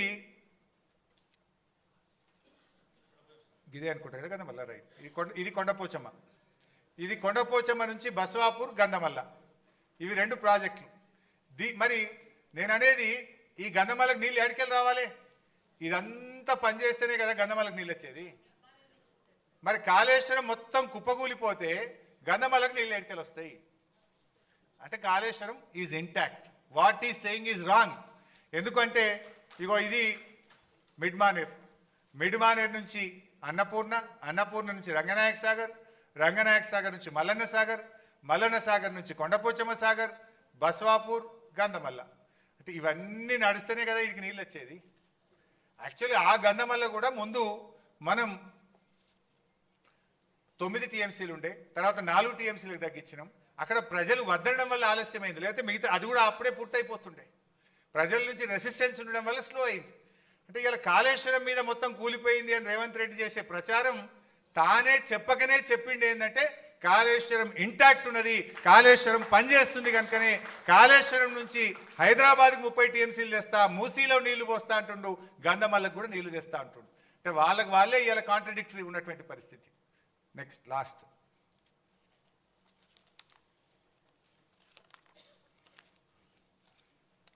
సో బేసికల్లీ ఇవాళ కాళేశ్వరం ప్రాజెక్టు విషయంలో ఉండిలే బిడ్డ, మొత్తంగా మీరు చూసినట్టయితే కాళేశ్వరం ప్రాజెక్ట్ అనేది అదొక ఇంజనీరింగ్ మార్వెల్ అని మనం చెప్పలేదు, సెంట్రల్ వాటర్ కమిషన్ ఇంజనీర్లు చెప్పినారు, సిడబ్ల్యూసి చైర్మన్ చెప్పినారు. ఇప్పటిదాకా కాంగ్రెస్ ప్రభుత్వం ఏంటంటే ఆనాడు బీఆర్ఎస్ పార్టీకి మంచి పేరు వస్తుంది, బీఆర్ఎస్ పార్టీ రాజకీయంగా లబ్ధి జరుగుతుందని బురద జల్లే ప్రయత్నం చేసిండ్రు. మరి అప్పుడు బురద జల్లేం కనుక ఇప్పుడు ఏదో ఒక విచారణ పేరు మీద విజిలెన్స్ అనో కమిషన్ అనో పెట్టి తాము చేసిన ఆరోపణలను నిజమని చెప్పించుకోవడానికి తాపత్రయపడుతుంది. అంటే రాజకీయంగా ఆలోచిస్తున్నారు తప్ప ప్రజల ప్రయోజనాల గురించి ఆలోచించడం లేదు. సో కాళేశ్వరం ఎందుకు రీఇంజనీరింగ్ జరిగిందో మీకు అర్థమైంది. అసలు బీఆర్ఎస్ ఎంత ప్రయత్నం చేసింది ప్రాణహితను కంటిన్యూ చేయడానికి చెప్పినాం. రీఇంజనీరింగ్ ఎందుకు జరిగిందో మీకు ఎక్స్ప్లెయిన్ చేసినాం. కాళేశ్వరం ఎంత ఇంటాక్ట్ ఉంది అంటే కేవలం ఇన్ని పియర్స్లో 85 మేడిగడ్డ దగ్గర, సుందిళ్లలో 74, అన్నారంలో 64, ఇన్ని పియర్స్లో 2 పియర్స్ కొంగినాయి తప్ప ఎవ్రీథింగ్ ఈజ్ ఇంటాక్ట్. సో ఇట్లా ఈ దుష్ప్రచారాన్ని మీరందరూ కూడా ప్రజలకు మనం వాస్తవాలు చెప్తూ ప్రభుత్వం మీద ఒత్తిడి తేవాల్సిన అవసరం ఉంది. ఇప్పుడు ఇవాళ లాస్ట్ ఇయర్ వర్షాలు బాగుపడ్డాయి కనుక ఇబ్బంది రాలే, మనం మిడ్మానేర్ నుంచి ఆపరేట్ చేసినాం. అనుకోకుండా ఒక డ్రౌట్ ఇయర్ వస్తే ఇలా కాళేశ్వరం మీద ఏంటంటే హైదరాబాద్కు 30 టీఎంసీల మంచినీళ్ళు, ఎన్ రూట్ విలేజెస్కు 10 టీఎంసీలు మంచినీళ్లకు, 16 టీఎంసీలు ఇండస్ట్రీకి వాడతాం. రేపు ఎక్కడన్నా కరువు వస్తే హైదరాబాద్ మంచినీళ్ళకి ఇబ్బంది అవుతుంది. ఎన్ రూట్ విలేజెస్ మేడ్చల్, కరీంనగర్, సిద్దిపేట్, మెదక్, జనగాం ఈ జిల్లాలకు మంచినీళ్ళకి ఇబ్బంది వస్తుంది. అండ్ ఇండస్ట్రీస్కి ఇస్తున్నటువంటి 16 టీఎంసీలతో కూడా ఇలా కోకోకోలా కంపెనీ వచ్చింది అక్కడ పెద్దది ములుగు ప్రాంతంలో. అట్లా వాటన్నిటికీ అనేక ఇండస్ట్రీస్ కూడా నీళ్ళు ఇస్తున్నాం. రేపు దానికి కూడా ఇబ్బంది వస్తుంది. అంతా ప్రభుత్వం బేషిజాలకు పోకుండా వెంటనే దాన్ని రిస్టోర్ చేసినట్టయితే రేపు ప్రతికూల పరిస్థితుల్లో కూడా ఈ రాష్ట్రానికి కల్పతరువు కాళేశ్వరం ప్రాజెక్టు. సో అలాంటి ప్రాజెక్టు మీద ఇంకా చిల్లర రాజకీయాలు మాని, చిల్లర ప్రచారాలు మాని, బేషిజాలకు పోకుండా ఇలా ప్రాజెక్టును రూపకల్పన చేయాల్సిన అవసరం ఉంది. సరే, అల్టిమేట్గా మనం ప్రజా ఉద్యమాలు చేద్దాం, ఒత్తిడి పెంచుదాం. ఎందుకంటే ఇలా మనం చెప్పిందల్లా కూడా కాంగ్రెస్ దుష్ప్రచారాలను పటాపంచలు చేయడం తప్ప ఇంకోటి లేదు. ఇలా కమిషన్ ముందుకు పోవడానికి ఏదో భయపడుతున్నా, ఎవరు భయపడుతున్నారని చెప్పింది నీకు రేవంత్ రెడ్డికి? తప్పకుండా కాళేశ్వరం కమిషన్ ముందు మేము వెళ్తాం, మీరు చేసిన దుష్ప్రచారాలన్నీ కూడా పటాపంచలు చేస్తాం. దానికి ఎవరు భయపడేది లేదు. ప్రాణత్యాగానికే సిద్ధపడ్డ నాయకులు ఇలాంటి మీరు చేసే చిల్లర తాటాకు చప్పులకు భయపడే నాయకత్వం బీఆర్ఎస్ నాయకత్వం. డెఫినెట్గా మీరు చెప్పిన అబద్ధాలు గోబల్స్ అన్నిటిని కూడా పటాపంచలు చేసి నిజాలన్నీ కాళేశ్వరం ముందు చెప్తామని చెప్పి కూడా మేము ఈ సందర్భంగా తెలియజేస్తూ, ఇంకేమైనా క్వశ్చన్స్ ఉంటే ఏమైనా డౌట్స్ ఉంటే మీరు అడగండి. క్లుప్తంగా నేను I will try to conclude. Anybody?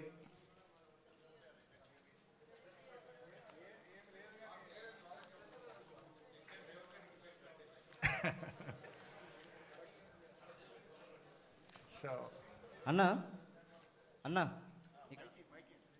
అన్న 2 క్వశ్చన్స్ ఉన్నాయి. ఒకటి, ఏదన్నా బ్యారేజ్ కానీ ప్రాజెక్ట్ కానీ కట్టేటప్పుడు అక్కడ సాయిల్ టెస్ట్ అనేది చాలా కీలకం. అయితే మేడిగడ్డ బ్యారేజ్ కానీ సుందిల బ్యారేజ్ కానీ 2016లోనే వర్క్ కమెంట్స్ అయిపోయింది. బట్ సిఎంఆర్ఎస్ క్లియరెన్సెస్ మాత్రము 2018 మేలో ఇచ్చారని చెప్తున్నారు మీరు. సో అంటే సిఎస్ఎంఆర్ఎస్ నుంచి క్లియరెన్సెస్ రాకముందే ఈ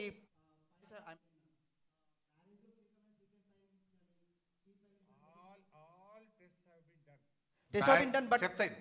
బ్యారేజీకి కావలసినటువంటి అన్ని రకాల పరీక్షలు చేశాం. నంబర్ 1, మన రాష్ట్ర డిజైన్స్ విభాగమే కాకుండా IIT Hyderabad, IIT Chennai, NIT Warangal వీళ్ళందరి సలహాలు, ఆయా డిపార్ట్మెంట్ల ప్రొఫెసర్ల యొక్క సలహాలు సూచనలు తీసుకొని అన్ని టెస్టులు చేసిన తర్వాతనే ప్రాజెక్ట్ ఎగ్జిక్యూషన్ జరిగింది. దానికి కంటిన్యూస్గానే అన్న, ఇప్పుడు యాక్చువల్గా బ్యారేజ్లో water store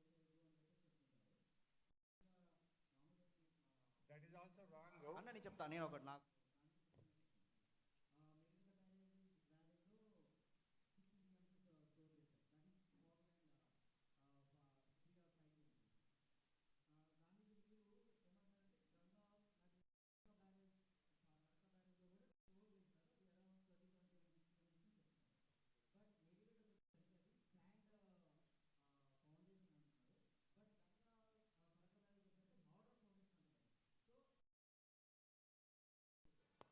But it's not just Farakka barrage.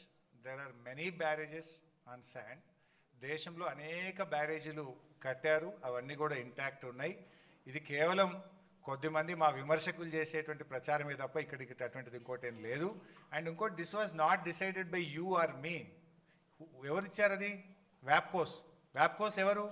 It's a central government organisation, part of CWC. అక్కడ బ్యారేజ్ కట్టొచ్చు అని బ్యారేజ్ డిజైన్ను, బ్యారేజ్ను రూపకల్పన చేసింది, బ్యారేజ్ నిర్మించడానికి స్థలాన్ని ఫైనల్ చేసిందే సెంట్రల్ వాటర్ కమిషన్ యొక్క సబ్సిడరీ సంస్థ వ్యాప్కోస్. Neither it is decided by you or me or the state government. It is decided by CWC, WAPCOS and central government.